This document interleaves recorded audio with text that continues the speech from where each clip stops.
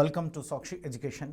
My dear friends, నేను మీ Phaneeshwar sir, senior economy faculty from Ashok Nagar, Sahasra IAS academic director. నేను గత 12 సంవత్సరాలుగా అశోక్ నగర్లో ఎకానమీని టీచ్ చేస్తున్నాను for group 1, group 2, group 3 and group 4 services, including civil services also. మరి సాక్షి ఎడ్యుకేషన్ .com వాళ్ళు, సాక్షి ఎడ్యుకేషన్ వాళ్ళు ఈరోజు మనకు ఈ group 1, group 2, group 3 for Telangana public service commission TSPSకి సంబంధించినటువంటి ఎకానమీ సబ్జెక్ట్ మీద అవగాహన సదస్సు అన్నటువంటి దాన్ని తీసుకురావడం అన్నటువంటిది జరిగింది. మరి నేను గత 10 సంవత్సరాలుగా సాక్షి పేపర్తో అసోసియేట్ అయ్యి సాక్షికి ఆర్టికల్స్ రాయడము, ఇంకా సాక్షిలోకి సంబంధించినటువంటి అంటే ఎడ్యుకేషనల్ పోర్టల్లో ఆర్టికల్స్ కానీ, ప్రీవియస్ క్వశ్చన్స్ కానీ, స్టడీ మెటీరియల్స్ కానీ చాలామంది ఫ్యాకల్టీస్తో సాక్షి వాళ్ళు రాయించడం అనేటువంటి జరుగుతుంది. అందులో నేను ఒక ఫ్యాకల్టీని. మరి అనేక మంది విద్యార్థులను 2 తెలుగు రాష్ట్రాలలో సాక్షి పేపర్ ద్వారా ఉద్యోగస్తులను చేసినటువంటి చరిత్ర మనకుంది.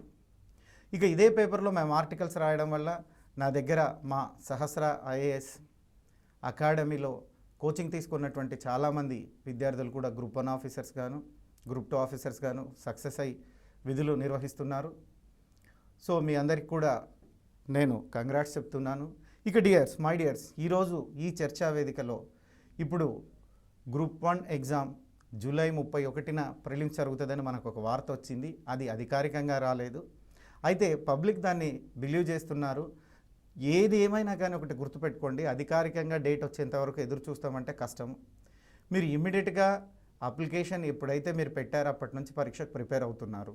మరి ఈ గ్రూప్ 1 ఎగ్జామ్కి ఎలా ప్రిపేర్ అవుతారో నేను చెప్పి, తర్వాత గ్రూప్ 2 ఎగ్జామ్కి ఎలా ప్రిపేర్ కావాలి, గ్రూప్ 3 ఎగ్జామ్కి ఎలా ప్రిపేర్ కావాలి అండ్ గ్రూప్ 4 ఎగ్జామ్కి ఎలా ప్రిపేర్ కావాలనేటువంటి విషయం గురించి డిస్కస్ చేస్తాను. ముందుగా గ్రూప్ 1 ఎగ్జామ్ గురించి తెలుసుకుందాం. See my dear friends, group 1 ఎగ్జామ్లో మన ఎకానమీకి సంబంధించి 150 మార్కులు ఉంటాయి. సో మెయిన్స్ పర్స్పెక్టివ్లో చూసినట్లయితే 150 మార్క్స్ ఉంటాయి, 2.5 గంట సమయం ఉంటుంది. అంటే మెయిన్స్లో చూసినట్లయితే 180 మినిట్స్ ఇస్తారు, మనకు 180 నిమిషాల సమయం అనేటువంటిది గ్రూప్ 1కి ఇస్తారు. సో 30 క్వశ్చన్స్ ఇస్తారు, 15 క్వశ్చన్స్ రాయాలి. క్వశ్చన్ A అండ్ B అన్నటువంటి కాన్సెప్ట్ ఉంటుంది. మరి ఇందులో సిలబస్ చూసినట్లయితే మొదటగా మనం చూసినట్లయితే ప్రతి యూనిట్లో 5 సో ప్రతి పేపర్లో చూసినట్లయితే 3 సెక్షన్స్ ఉంటాయి. ఎకానమీ పేపర్లో చూసినట్లయితే 3 సెక్షన్స్ ఉంటాయి. ఈ 3 సెక్షన్లో కూడా ఒక సెక్షన్లో అంటే ప్రతి సెక్షన్లో 5 యూనిట్లు ఉంటాయి. మొత్తం 15 యూనిట్లు ఉంటాయి. 15 యూనిట్ల నుంచి 15 క్వశ్చన్స్ వస్తాయి. అంటే ఒక్కొక్క యూనిట్ నుంచి 2 క్వశ్చన్స్ వస్తాయి. Question number A, question number 1లో A మరియు B అని ఉంటుంది. సో ఈ విధంగా మనం రాయాల్సి ఉంటుంది. అయితే ఇది క్వశ్చన్ పేపర్ ప్యాటర్న్. దీనికి ముందు ప్రిలిమ్స్ అనేటువంటి ఎగ్జామ్ మనం పాస్ అవ్వాల్సి ఉంటుంది. ప్రిలిమ్స్ ఎలా చదవాలి చెప్పి నేను మెయిన్స్ ఎలా చదవాలన్నటువంటి దాని గురించి చెప్తాను. ఎకానమీ సబ్జెక్టుకు గుర్తుపెట్టుకోండి అమ్మా. ప్రిలిమ్స్ పాయింట్ ఆఫ్ వ్యూలో చూసినట్లయితే సిలబస్లో భారత ఆర్థిక అభివృద్ధి అన్నాడు, తర్వాత తెలంగాణ పాలసీస్ అండ్ స్కీమ్స్ అన్నాడు.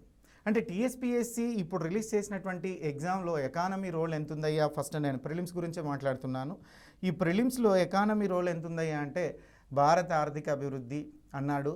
మళ్ళీ సో సెక్షన్ 5లో సెగ్మెంట్ 5లో భారత ఆర్థిక అభివృద్ధి అన్నాడు. సెగ్మెంట్ 10లో తెలంగాణకు సంబంధించినటువంటి విధానాలు, పథకాలు అన్నాడండి. మరి ఈ రెండింటిని ఎలా చదవాలా, ఏం బుక్స్ చదవాలా అన్నటువంటిది అభ్యర్థుల్లో నెలకొన్నటువంటి సందిగ్ధత. సో ఈరోజు కూడా ఉదయం నన్ను మా కోచింగ్ సెంటర్లో చాలామంది, అంటే ఇప్పుడు గ్రూప్ 1కు చాలామంది ఇమ్మీడియట్గా ఎంప్లాయీస్ వచ్చారండి. ఉద్యోగస్తులు, టీచర్లు కావచ్చు, ఇంకొక ఉద్యోగస్తులు కావచ్చు, గ్రూప్ 2 ఉద్యోగస్తులు కావచ్చు, వీళ్ళంతా గ్రూప్ 1 రాయడానికి వచ్చారు. 500 ఉద్యోగాలు ఉన్నాయి కాబట్టి 503 ఉద్యోగాలకైతే వీళ్ళు నా దగ్గరికి రైజ్ చేసినటువంటి మొదటి సమస్య ఏంటంటే, సార్ 2 నెలల సమయం ఉంది, ఈ 2 నెలల సమయంలో ప్రిలిమ్స్ క్లియర్ చేయగలమా, ఈ 2 నెలల సమయంలో ప్రిలిమ్స్ ఒక్కటే చదవాలన్నా, ప్రిలిమ్స్తో పాటు మెయిన్స్గా చదవాలన్నా, మెయిన్స్ కూడా చదవాలన్నా. ఇవి వాళ్ళకే కాదండి, రాష్ట్రంలో అనేక మంది విద్యార్థులకు ఉండేటువంటి అనుమానాలు. ఈ అనుమానాలను నివృత్తం చేయడం కొరకే ఈరోజు సాక్షి వాళ్ళు నన్ను మీ ముందుకు తీసుకురావడం అన్నటువంటిది జరిగింది. మరి మాట్లాడదాం. ముందుగా గుర్తుపెట్టుకోండి, 2 నెలలు అనేది ప్రిలిమ్స్ ప్రిపరేషన్కి సరిపోతుంది. అయితే గ్రూప్ 1 లాంటి ఎగ్జామ్స్కి నోటిఫికేషన్ వచ్చినాకనే మేము చదువుతాము, అంతవరకు చదవమనే ధోరణి మంచిది కాదు. ఇంతకు ముందు నుండి చదువుతున్నటువంటి వారికి అడ్వాంటేజ్.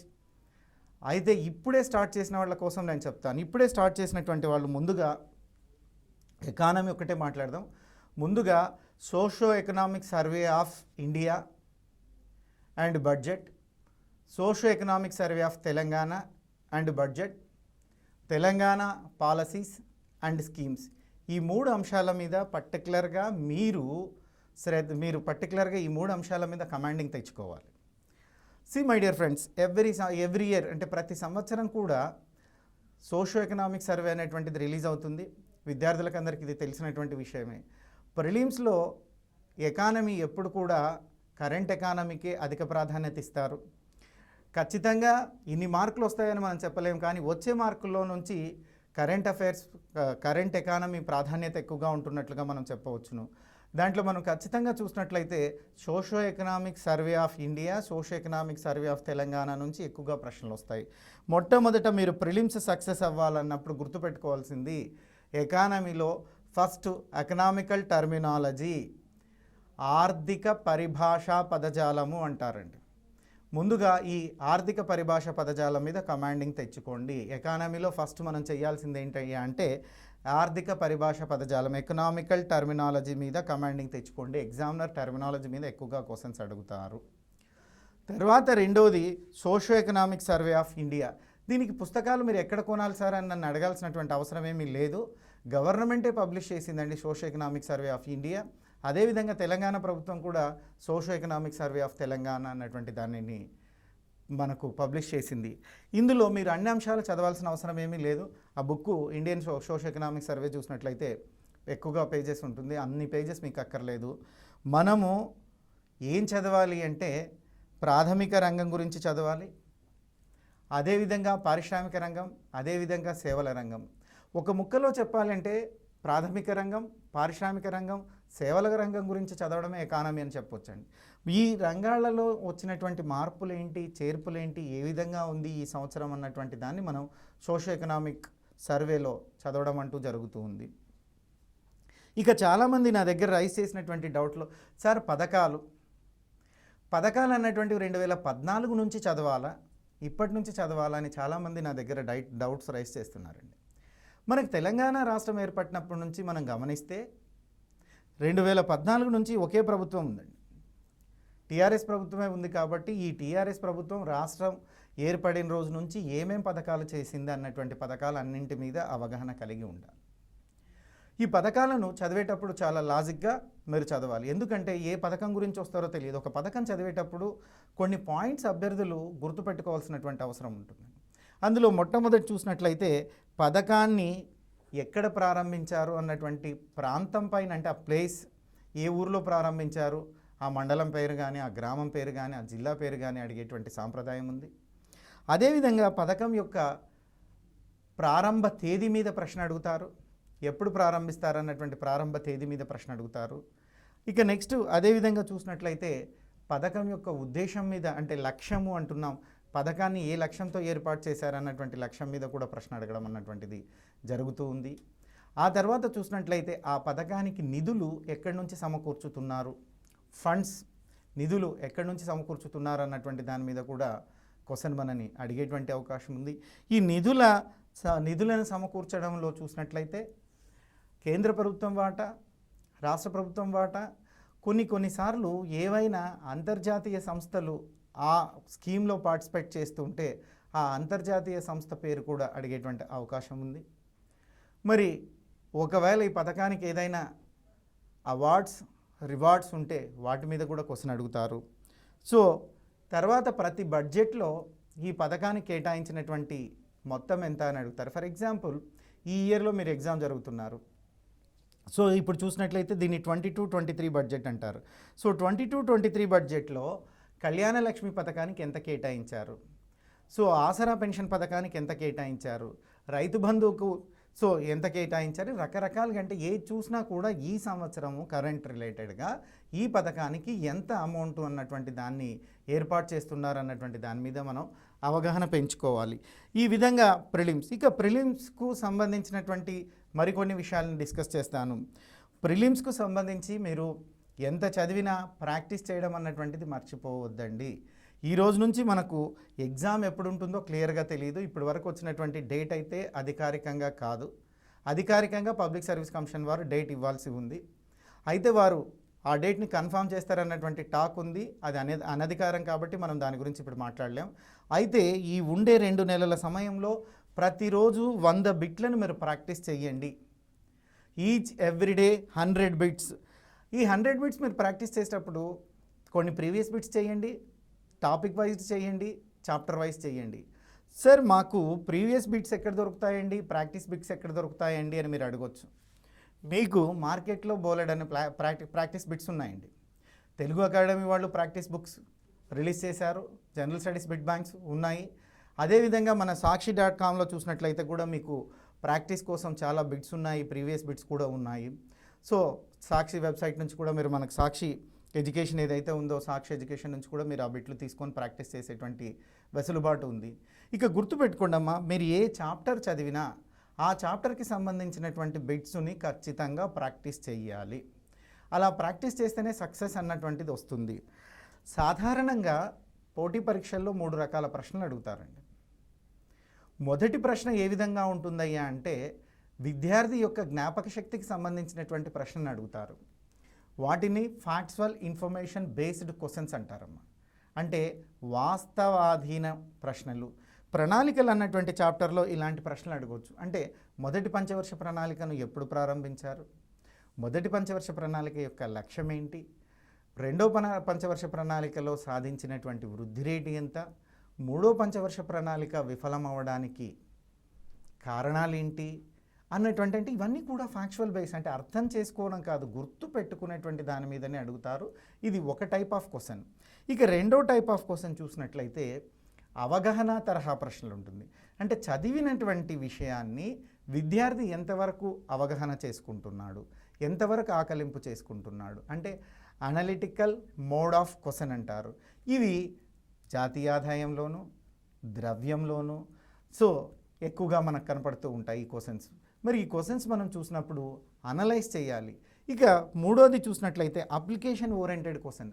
ఎక్కువగా రిజర్వ్ బ్యాంక్ మీద, నేషనల్ ఇన్కమ్ మీద, బడ్జెట్ మీద, అదేవిధంగా చూసినట్లయితే రిసోర్సెస్ అంటే భారతదేశానికి కావచ్చు, రాష్ట్రానికి కావచ్చు ఉండేటువంటి వనరుల మీద ఇలాంటి క్వశ్చన్స్, అంటే అప్లికేషన్ ఓరియంటెడ్ క్వశ్చన్స్ అడిగేటువంటి, అంటే ఈ టాపిక్స్ మీద అప్లికేషన్ ఓరియంటెడ్ క్వశ్చన్ వచ్చేటువంటి అవకాశం ఉంది.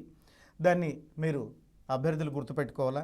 ఇక అభ్యర్థులు గతంలో 1 వర్డ్ ఆన్సర్సే ప్రాక్టీస్ చేశారు. ఇప్పుడు అలా లేదండి, సిస్టమ్ మారింది. తెలంగాణ పబ్లిక్ సర్వీస్ కమిషన్ కూడా సివిల్ సర్వీసెస్ క్వశ్చన్లకు ధీటుగా క్వశ్చన్లను తయారు చేస్తుంది. దగ్గరగా క్వశ్చన్స్ ఉంటున్నాయి. మీరు ఆ స్టాండర్డ్స్, అంటే గ్రూప్ 1 సక్సెస్ అవ్వాలి తెలంగాణలో అంటే సివిల్ సర్వీసెస్ దాంట్లోనే సివిల్ సర్వీసెస్ స్టాండర్డ్లోనే ప్రిపేర్ అవ్వాలి. సివిల్ సర్వీసెస్ పేపర్స్ని కూడా అనలైజ్ చేసుకోవడాన్ని అలవాటు చేసుకోండి, ప్రాక్టీస్ చేయండి. అది మీ సక్సెస్ అన్నటువంటిది చాలా ఉపయోగపడుతుంది. Previous civil services question papers కూడా చూడండి.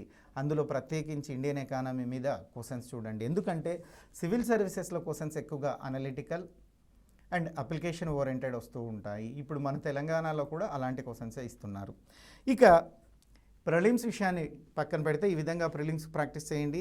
ప్రిలిమ్స్ సక్సెస్ అవ్వడానికి గుర్తుపెట్టుకోండి, ప్రతిరోజు ఈ రోజు నుంచి కూడా మీరు ప్రతిరోజు మీ ప్రిపరేషన్లో 1 to 2 అవర్స్ బిట్స్ ప్రాక్టీసే చెయ్యండి.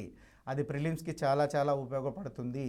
సో చాలామంది నా దగ్గరికి, అంటే మార్నింగ్ నేను క్లాస్ తీసుకున్నప్పుడు ఎక్కువగా మంది టీచర్సు, సో జూనియర్ అసిస్టెంట్సు, తర్వాత కొంత ప్రభుత్వ ఉద్యోగాలు చేసేటువంటి వాళ్ళందరూ వచ్చారు. సార్ మేము ఇప్పుడే మొదలు పెడుతున్నాము, మేము ఏం చెయ్యాలి? సార్ మీ అందరి కోసం చెప్తున్నా, మీరు ఎప్పుడు మొదలు పెట్టినా మీరు ఒకసారి చదివి సక్సెస్ అయినారు కాబట్టి మీకు సబ్జెక్ట్ మీద అవగాహన ఉంటుంది. ధైర్యంగా మీరు రివిజన్ చేయండి. రివిజన్ చేస్తూ పాత క్వశ్చన్ పేపర్లను అనలైజ్ చేయండి, పాత క్వశ్చన్ పేపర్లను ఆన్సర్ చేయడం మొదలుపెట్టండి. అదేవిధంగా మార్కెట్లో దొరికేటువంటి ప్రాక్టీస్ బిట్స్ తీసుకోండి. ప్రతిరోజు 100 నుంచి 200 బిట్లు ప్రాక్టీస్ చేయండి. ఖచ్చితంగా మీది ప్రిలిమ్స్ క్లియర్ అవుతుంది. భయపడొద్దండి, ధైర్యంగా ఉండండి. ఇకపోతే మీరు ప్రాక్టీస్ అన్నటువంటిది కానీ చేయకపోతే ఇబ్బంది పడతారు. ఫ్రెషర్స్ కావచ్చు, సీనియర్స్ కావచ్చు, గతంలో ప్రిపేర్ అయ్యి వదిలేసినటువంటి వాళ్ళు కావచ్చు, ఏదైనా ఒక ఉద్యోగాన్ని సాధించినటువంటి వాళ్ళు కావచ్చు, ఎవరైనా కానీ గుర్తుపెట్టుకోండి, చదివిన విషయాన్ని ప్రాక్టీస్ చేయాలి. కాంపిటేటివ్ ఎగ్జామ్స్లో ప్రధానమైనటువంటి విజయ సూత్రం ఏంటంటే అంటే so revision revision revision. So revision is key to success. ఎన్ని ఎక్కువసార్లు మీరు రివిజన్ చేసుకుంటే అంత సబ్జెక్ట్ గుర్తుంటుంది. సిలబస్ వేగంగా ఫినిష్ చేయండి, మళ్ళీ చదవండి, మళ్ళీ చదవండి, చదివిన దానికి బిట్స్ ప్రాక్టీస్ చేయండి. Practice makes a man perfect. ఈ 2 నెలలు ఎక్కువగా ప్రాక్టీస్ మీద కాన్సన్ట్రేట్ చేయండి. ఇది గ్రూప్ 2కైనా వర్తిస్తుంది. అంటే నేను ఇప్పుడు చెప్పినటువంటి formula all multiple choice examinations, group 1 prelims కావచ్చు, గ్రూప్ 2 ఎగ్జామ్ కావచ్చు, గ్రూప్ 3, గ్రూప్ 4 ఎగ్జామ్ ఏదైనా కావచ్చు, మల్టిపుల్ చాయిస్లో ప్రాక్టీస్ అనేదే ముఖ్యము.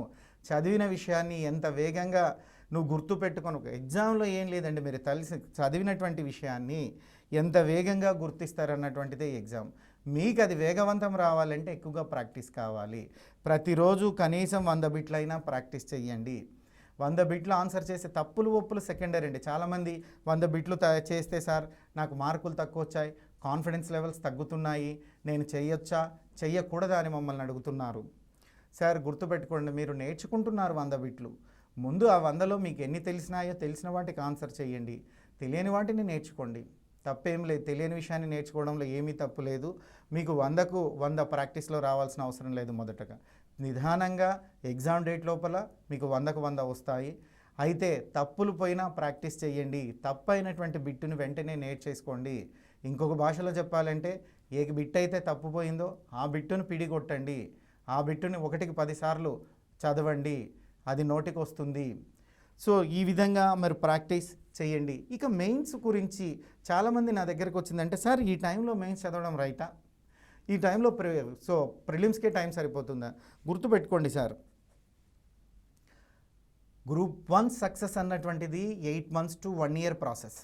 మీరు 8 నెలల నుంచి 1 సంవత్సరము కట్టిన దీక్ష చేస్తూ చదివితే సక్సెస్ వస్తుంది. అదేం పెద్ద కష్టమైనది ఏం కాదు. కాకపోతే ప్రారంభంలో ఉండేటువంటి ఏకాగ్రతను చివరి దాకా ఎవరైతే మెయింటైన్ చేస్తారో వారే విజేత. మీకు జనరల్గా మన ప్రభుత్వాలు చాలా సంవత్సరాలు అంటే చాలా రోజుల నుంచి, 1 సంవత్సరం నెలల నుంచి మేము ఉద్యోగాలు రిలీజ్ చేస్తామని చెప్తూ ఉన్నాయి. ఎవరు మీరు చదవలేదు సీరియస్గా, ఒక 10% ఎవరైనా సీరియస్గా ఉంటే వాళ్ళు ఖచ్చితంగా సక్సెస్ అవుతారండి, నో డౌట్. అయినా ఇప్పటి నుంచి చదివే వాళ్ళైనా గుర్తుపెట్టుకోండి, ఇప్పటి నుంచి ఈ 2 నెలలైనా కూడా మీరు సీరియస్గా త్రికరణ శుద్ధిగా ప్రతిరోజు 10 గంటలు చదివి నేను చెప్పినట్లుగా ఒక 2 గంటలు ప్రాక్టీస్ చేస్తే సక్సెస్ అన్నటువంటిది ఖచ్చితంగా వస్తుంది. ఇక రెండో విషయం, సార్ మరి ప్రిలిమ్స్ మెయిన్స్ 2 బ్యాలెన్సింగ్ ఎలా? ఇది ఎక్కువ మంది అడుగుతున్నటువంటి ప్రశ్న అండి. సమ్ పీపుల్ ఇప్పుడు నన్ను అడిగారు, సార్ ఈ టైంలో మెయిన్స్ చదవడం రైటా? గుర్తుపెట్టుకోండమ్మా, మెయిన్స్ చదివినా మీకు విషయం అదే, ప్రిలిమ్స్ చదివిన విషయం అదే. అయితే మెయిన్స్లో మీరు క్వశ్చన్ అండ్ ఆన్సర్స్ అన్నటువంటిది రాస్తారు, దాన్ని డిస్క్రిప్టివ్ మోడ్లో రాస్తారు. ప్రిలిమ్స్లో అదే విషయాన్ని మీరు మల్టిపుల్ చాయిస్లోకి వస్తారు. సో ఇది మెయిన్సా ప్రిలిమ్సా అనడం కన్నా ముందు విషయాన్ని నేర్చుకోవడం మీదనే, సబ్జెక్టుని నేర్చుకోవడం మీదనే ప్రాధాన్యత ఇవ్వండి. ఒకసారి మీరు సబ్జెక్టు నేర్చుకుంటే ఆ సబ్జెక్టుని ప్రిలిమ్స్కి మోల్డ్ అవ్వచ్చు, మెయిన్స్కి మోల్డ్ అవ్వచ్చు. సాధారణంగా వెరీ గుడ్ ప్రిపరేషన్ ఏంటంటే ప్రిలిమ్స్తో పాటుగా 6 సబ్జెక్టులు మెయిన్స్లో ఉంటాయి మనకు. ఈ 6 సబ్జెక్టులో ఏదో ఒక 3 సబ్జెక్టులని ప్రిలిమ్స్తో పాటుగానే కంప్లీట్ చేసుకోవాలి. ఎందుకంటే ప్రిలిమ్స్ అనేది కేవలం క్వాలిఫైయింగ్ నేచర్ ఆఫ్ ఎగ్జామ్, అర్హత నిర్ణయించేటువంటి పరీక్ష మాత్రమే. మీకు అర్హత వచ్చిన తర్వాత మిమ్మల్ని మార్కులను నిర్ణయించేది, ఉద్యోగాన్ని ఇచ్చేది మెయిన్స్ ఎగ్జామినేషన్. కాబట్టి ప్రిలిమ్స్ని నెగ్లెక్ట్ చేయకుండా ప్రిలిమ్స్ సక్సెస్ అవుతూనే, ప్రిలిమ్స్ చదువుతూనే మెయిన్స్ని కూడా కలిపి చదవండి. అయితే 6 సబ్జెక్టులు చదవాల్సినటువంటి లాజిక్ ఇక్కడ మీకు నేను చెప్తాను. ప్రిలిమ్స్ కొరకు మీరు ఏదైతే చదువుతారో prelims point of view, mains point of view అని సపరేట్ చేసి చదవకండి. ఫస్ట్ సబ్జెక్టు నేర్చుకోండి. సబ్జెక్టు నేర్చుకున్న తర్వాత మెయిన్స్ క్వశ్చన్ అండ్ ఆన్సర్స్ ఎలా రాయాలి, సో ఫ్యాకల్టీస్ని వాళ్ళ దగ్గర దానికి సంబంధించినటువంటి సూచనలు సలహాలు తీసుకోండి. అదే అంశాన్ని ప్రిలిమ్స్ పాయింట్ ఆఫ్ వ్యూలో రాస్తే ఎలా, మల్టిపుల్ చాయిస్ పాయింట్ ఆఫ్ వ్యూలో ఎలా అన్న దాన్ని ప్రాక్టీస్ చేయండి. సో చెప్తే వినడం కన్నా ప్రాక్టీస్ చేస్తే మీకే అనుభవం అవుతుంది. ప్రిలిమ్స్లో ప్రాక్టీస్ చేయండి, మెయిన్స్ ఎగ్జామ్ అన్నటువంటి దాంట్లో రైటింగ్ అనేది చాలా చాలా ఇంపార్టెంట్. మెయిన్స్ సక్సెస్ ఫార్ములా గుర్తుపెట్టుకోండి. వేగవంతం, ఖచ్చితత్వం, అక్యురసీ అండ్ స్పీడ్నెస్. ఎవరికైతే వేగవంతం ఖచ్చితత్వం ఉంటాయో వారికే సక్సెస్ అన్నటువంటిది అందుతుంది. ఆ పీపుల్ మాత్రమే సక్సెస్ అవ్వడానికి అవకాశం ఉంటుంది. ఈ రెండు అంశాలను మీరు మర్చిపోవద్దండి. అందుకోసమే ప్రిలిమ్స్ కోసం మీరు ఎలా అయితే డైలీ 2 గంటలు బిట్స్ ప్రాక్టీస్ చేయమని చెప్తున్నానో, మెయిన్స్ కోసం 1 గంట కేటాయించండి. మెయిన్స్ కోసం, మెయిన్స్లో రైటింగ్ కోసమే 1 గంట కేటాయించండి. మిగతా సబ్జెక్ట్ అంతా ఒకటే, ప్రిలిమ్స్కైనా మెయిన్స్కైనా విషయం ఒకటే. ప్రజెంటేషన్లో మాత్రమే తేడా ఉంటుంది. మెయిన్స్లో వేగవంతానికి ఎక్కువగా ప్రాధాన్యత ఇస్తున్నారు కాబట్టి 1 గంట మెయిన్స్ రైటింగ్ ప్రాక్టీస్ చెయ్యండి. 2 గంటలు ప్రిలిమ్స్ బిట్స్ ప్రాక్టీస్ చేయండి. ఈ 3 గంటలు అన్నటువంటివి మీ ప్రిపరేషన్లో కంపల్సరిగా ఉంచండి. మీరు ఏ సబ్జెక్ట్ చదివినా, ఏ పుస్తకం చదివినా, ఏ చాప్టర్ చదివినా ఆ చాప్టర్కి సంబంధించినటువంటి బిట్స్ని ప్రాక్టీస్ చేయండి. ఆ చాప్టర్ మీద గ్రూప్ 1లో మెయిన్స్ తరహాలో ప్రశ్న ఎలా వస్తుంది రాసుకొని దాన్ని ప్రాక్టీస్ చేయండి. ఖచ్చితంగా గంటలో 5 క్వశ్చన్స్ రాస్తున్నామా లేదా, 12 నిమిషాల వ్యవధిలో 150 పదాలను, 150 నుంచి 200 పదాలను రాస్తున్నామా లేదా అన్నటువంటి దాని మీద ఫోకస్ పెట్టండి. సో ఈ ఫోకస్ అనేది మీకు చాలా చాలా ఇంపార్టెంట్. నెక్స్ట్ విషయం మాట్లాడతా. సమ్ ఆఫ్ మై స్టూడెంట్స్, నా విద్యార్థులు అడుగుతున్నారు, సార్ బుక్స్ ఏం చదవాలండి, మెయిన్స్కి ఏం బుక్స్ చదవాలి, ప్రిలిమ్స్కి ఏం బుక్స్ చదవాలి, ఎకానమీకి అంటున్నారు. సో వెరీ గుడ్ క్వశ్చన్ అండి. సార్ గుర్తుపెట్టుకోండి, ముందుగా 2 సర్వేలు, 2 బడ్జెట్లు, సో ప్రభుత్వ విధానాలు చదివేయండి అండి. దీనికి కావాల్సి మీరు బయట పుస్తకాలు ఏమీ చదవాల్సిన అవసరం లేదు. ప్రభుత్వమే అధికారికంగా బుక్స్ ఇచ్చింది. ఇంకా socio economic survey of Telangana విషయానికి వస్తే ఇంగ్లీష్లో చక్కగా తెలంగాణ గవర్నమెంటే పుస్తకం రిలీజ్ చేసిందండి. చాలా సింపుల్ లాంగ్వేజ్ ఉంది అందులో, మీకు ఈజీగా అర్థమవుతుంది. గ్రూప్ 1 స్టాండర్డ్ ఉండేటువంటి వాళ్ళు, గ్రూప్ 1 సక్సెస్ అయ్యేటువంటి వాళ్ళు ఆ మాత్రం ఇంగ్లీష్ని అర్థం చేసుకోగలరు. అదేం పెద్ద డిఫికల్ట్గా లేదు. ఆ పుస్తకం చదవండి. సో తెలంగాణ ప్రభుత్వం ఇచ్చినటువంటి సర్వే పుస్తకాన్ని మీరు ఒకసారి చదవండి. దీన్నే కొన్ని ప్రైవేట్ సంస్థలు తెలుగులోకి ట్రాన్స్లేట్ చేశాయండి. మీరు ఒకసారి ఇంగ్లీష్లో చదివి ఆ తెలుగులో ఉండేటువంటి బుక్ చదవండి, క్లియర్గా మీకు అర్థమవుతుంది. ఇక మెయిన్స్ పాయింట్ ఆఫ్ వ్యూ కావచ్చు, ప్రిలిమ్స్ పాయింట్ ఆఫ్ వ్యూ కావచ్చు, సర్వే 2 పుస్తకాలు, బడ్జెట్ అఫీషియల్లీ గవర్నమెంట్ రిలీజ్ చేసినటువంటి వాటినే చదవండి. పథకాలకు మంచి పుస్తకం మార్కెట్లో ఏది ఉంటే అది చదవండి. దీనికి ప్లానింగ్ కమిషన్ సైట్ కూడా చాలా ఉపయోగపడుతుంది. ప్లానింగ్ కమిషన్ సైట్ చదవండి. సో ప్లానింగ్ కమిషన్ సైట్ చదవండి. ఇక ఎకానమీలో ఎప్పుడు కూడా ఆల్వేస్ కరెంట్ ఎకానమీ అన్నటువంటి రోల్ ఎక్కువగా ఉంటుందమ్మా. ఆ కరెంట్ ఎకానమీ రోల్ మీద కూడా కాన్సన్ట్రేట్ చేయండి. ఇకపోతే గ్రూప్ 1లో ఈ విధమైనటువంటి సాధన చేయండి. ఈ 2 నెలలు చాలా చాలా ముఖ్యం. ఈ 2 నెలలు మీరు 3 గంటలు ప్రాక్టీస్ కోసమే కేటాయించండి. 2 గంటలు ప్రిలిమ్స్ బిట్స్ ప్రాక్టీస్ చేయండి. 1 గంట మెయిన్స్ రాతను, అంటే చూచి రాత కావచ్చు, చూడకుండా రావచ్చు, మీరు 10 నిమిషాల్లో 150 పదాల నుంచి 200 పదాల మధ్య రాసే వేగాన్ని అందుకోవడానికి ప్రయత్నం చేయండి. ఇది కేవలం ప్రాక్టీస్ వల్లనే వస్తుందండి. చాలామంది విద్యార్థులు ఒక అపోహలో ఉంటారు. నేను ఈరోజు ఈ సాక్షి ఛానల్ ద్వారా మీకు నేను దాన్ని క్లియర్ చేస్తున్నా. నాకు సబ్జెక్టు బాగా వస్తుంది, నేను ప్రాక్టీస్ చేయాల్సిన అవసరం లేదు, ఎగ్జామ్ హాల్లో రాయగలను అంటారు. అది తప్పండి. ముందు ఇక్కడ రాసి చూసుకోండి, నిజంగా మీరు 10 నిమిషాల్లో 150 పదాల నుంచి 200 పదాల మధ్య రాయగలుగుతున్నారా? సో ఆ మాటలతో చెప్పినంత సులభం కాదు. ఎందుకంటే ఎంత వేగంగా రాస్తారో అంత మంచిగా మీరు అన్ని క్వశ్చన్స్కి ఎక్కువగా ఆన్సర్ రాస్తారు. వేగం ఒక్కటి ఉంటే సరిపోదు, దానికి ఖచ్చితత్వం అన్నటువంటిది ఉండాలి. 2ని జోడిస్తేనే మెయిన్స్ పరీక్ష అన్నటువంటిది సక్సెస్ అవుతారు. ఇక గ్రూప్ 2 విషయానికి వస్తా. గ్రూప్ 2 విషయం కూడా అప్పుడో ఇప్పుడో నోటిఫికేషన్ అనేటట్లుంది. నోటిఫికేషన్ కోసం ఎదురు చూడొద్దండి, అది ప్రభుత్వం పని. ఆ ప్రభుత్వం నోటిఫికేషన్ ఇస్తుంది, ఏదో ఒక రోజు ఇస్తుంది, ఏదో ఒక రోజు ఎగ్జామ్ పెడుతుంది. ఆల్రెడీ మీకు ఏ క్షణాన్నైనా ఇవ్వచ్చు. మరి గ్రూప్ 2 అండ్ 3కి ఒక 4th పేపర్ తప్ప రిమైనింగ్ పేపర్స్ అన్నీ కామన్గా ఉంటాయి. రెండింటిలో కామన్గా ఉండేటువంటి పేపర్ ఏంటయ్యా అంటే ఎకానమీ. ఇక్కడ కూడా ఎకానమీ 150 మార్క్స్కి ఉంటుంది. సో అయితే గ్రూప్ 1లో అయితే 3 గంటల సమయం ఉంటుంది, గ్రూప్ 2లో అయితే 2.5 గంటల సమయం మాత్రమే ఉంటుంది. గ్రూప్ 2లో అయితే 2.5 గంట సమయం ఉంది. గ్రూప్ 2 అభ్యర్థులు ముఖ్యంగా గుర్తుపెట్టుకోండి, ఈ రోజు నుంచి మీరు ఏం చదివారో గతమండి, ఈ రోజు నుంచి అయినా మీరు సీరియస్గా చదవండి. ఖచ్చితంగా సక్సెస్ అయ్యే విధంగా మీరు ప్లాన్ చేసుకోవాలా ఎకానమీ సబ్జెక్టులో. అంటే మీరు ఫస్ట్గా ఓన్గా ఓపికతో నోట్స్ రాయడం మొదలుపెట్టండి. ముందుగా ఒక 1 వీక్ టు 10 డేస్ మధ్యలో ఎకానమికల్ టర్మినాలజీకి కేటాయించండి. ఆర్థిక పరిభాషా పదం మీద అవగాహన పెంచుకోండి. గ్రూప్ 2లో మరికొంత ఎక్కువగా దీని మీద ప్రశ్నలు అడుగుతారు. ఒక పదం, అర్థము, నిర్వచనము. For example per capital income అంటారండి, తలసరి ఆదాయము అంటున్నారు. ఈ తలసరి ఆదాయం అంటే ఏంటి? తలసరి ఆదాయాన్ని ఎలా నిర్వచిస్తారు? తలసరి ఆదాయాన్ని బేస్ ఇయర్ అంటే బేస్ ఇయర్ ప్రైజెస్ అంటారు. అంటే ఆధారిత సంవత్సరంలో ఎందుకు కొలవాలి? అదేవిధంగా చూసినట్లయితే కరెంటు ప్రైజెస్లో అంటే ప్రస్తుత సంవత్సరంలో కొలిస్తే ఏమవుతుంది? ఈ రెండిట్లో ఎందుకు బేస్ ఇయర్ తీసుకుంటారు? బేస్ ఇయర్ని ఎలా తీసుకుంటారు? ఇవన్నీ కూడా టర్మినాలజీ మీద ఉంటుంది. ఇప్పుడు వైద్యానికి ఎలా భాష ఉంటుందో ఎకానమీకి కూడా అలా భాష ఉంటుంది. ఎకానమీ పరిభాషలో తలసరి ఆదాయం అంటారు. ఆ తలసరి ఆదాయం అంటే ఏంటి కనుక్కోండి. జాతీయ ఆదాయం అంటే ఏంటి నేర్చుకోండి. జీడిపి అంటే నేర్చుకోండి. జిఎన్పి అంటే నేర్చుకోండి. ఇదంతా కూడా మీరు సబ్జెక్ట్లోకి వెళ్ళే ముందు, మీ కోచింగ్ సెంటర్లో పుస్తకాలు చదివే ముందు, మార్కెట్లో మీకు దొరికే పుస్తకాలు చదివే ముందు ఒక్కసారిగా ఎకానమీ టర్మినాలజీ నేర్చుకునే ప్రయత్నం చేయండి. ప్రతి పదానికి నిర్వచనం ఉంటుంది. ఆ నిర్వచనం మీద అవగాహన పెంచుకోండి. సో వీటి మీద ప్రశ్నలు ఎక్కువగా అడుగుతున్నారు.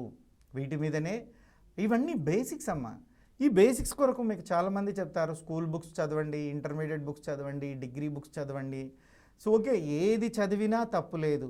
అయితే అది మీ సిలబస్లో ఉండేటువంటి కంటెంట్ రిలేటెడా కాదా అన్న విషయం మాత్రమే మీరు కాన్సన్ట్రేట్ చేయండి. మీరు సిలబస్ కాపీ ముందు పెట్టుకొని సిలబస్ కాపీలో ఉండేటువంటి టాపిక్స్ గురించి చూడండి. ఆ టాపిక్స్కి వచ్చేటువంటి ఎకనామికల్ టర్మినాలజీ అన్నటువంటి పుస్తకాన్ని చదవండి. మార్కెట్లో ఎకనామికల్ టర్మినాలజీ మీద చాలా పుస్తకాలే ఉన్నాయి. బేసిక్గా ముందు మీరు ఆ ఎకనామికల్ టర్మినాలజీ పుస్తకం చదివిన తర్వాతనే సబ్జెక్ట్లోకి వెళ్ళండి. సబ్జెక్ట్లోకి వెళ్ళేటప్పుడు గుర్తుపెట్టుకోండి, ఎకానమీలో 30% ఆఫ్ ది సబ్జెక్ట్ ఎప్పుడు మారుతూ ఉంటుంది. దీన్నే మనం కరెంట్ ఎకానమీ అని పిలుస్తున్నాము. ఈ కరెంట్ ఎకానమీ చదివేటప్పుడు అంతర్జాతీయ సంస్థలు, వాటి నివేదికలు చాలా ఇంపార్టెంట్.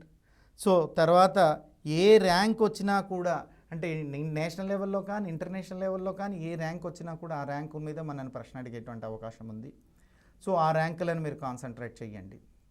తర్వాత జీడిపి, జిఎన్పిలు మారుతూ ఉంటాయి. ఒక్కొక్క సంస్థ ఒక్కొక్క రేటింగ్ ఇస్తుంటుంది. ఆ రేటింగ్ మీద కూడా కాన్సన్ట్రేట్ చేయండి. సో చాలాసార్లు భారతదేశం సుస్థిరాభివృద్ధిలో భారతదేశం ర్యాంక్ ఎంత అంటాడు, మానవ అభివృద్ధిలో భారతదేశం ర్యాంక్ ఎంత అంటాడు, అవినీతిలో భారతదేశం ర్యాంక్ ఎంత అంటారు.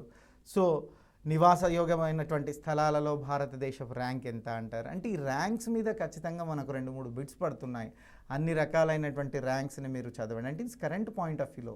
తర్వాత ఎప్పుడు కూడా ఆర్బీఐ అన్నటువంటిది తన సో ప్రతి 3 నెలలకు ఒకసారి ఆర్బీఐ తన యొక్క పాలసీస్ని మార్చుతూ ఉంటుంది.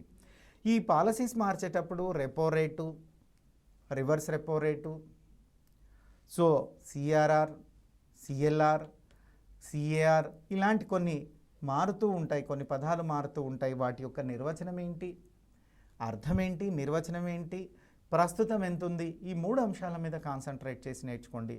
సో మీకు అర్థమవుతుంది. వాస్తవం చెప్పాలి అంటే తెలంగాణ గ్రూప్ 2 ఎకానమీలో, ఇండియన్ ఎకానమీలో సిలబస్ ఏమి పెద్దగా మిమ్మల్ని ఇబ్బంది పెట్టేటువంటిది లేదండి. భారత పంచవర్ష ప్రణాళికలో ఉంది. అది ఫ్యాక్ట్స్ బేస్డ్ ఇన్ఫర్మేషన్. మీరు గట్టిగా చదివినారంటే ఖచ్చితంగా దాంట్లో వచ్చే బిట్స్ ఏది కూడా మిస్ కాదు. Another most easiest chapter is పేదరికం, నిరుద్యోగం. ఈ పేదరికం, నిరుద్యోగం చాప్టర్ని కూడా మీరు చదవండి. ఇందులో కూడా మీకు పెద్దగా అప్డేట్స్ ఉండవు కాబట్టి ఇందులో కూడా మీరు సెంట్ మార్క్స్ తెచ్చుకోవడానికి ప్రయత్నం చేయండి.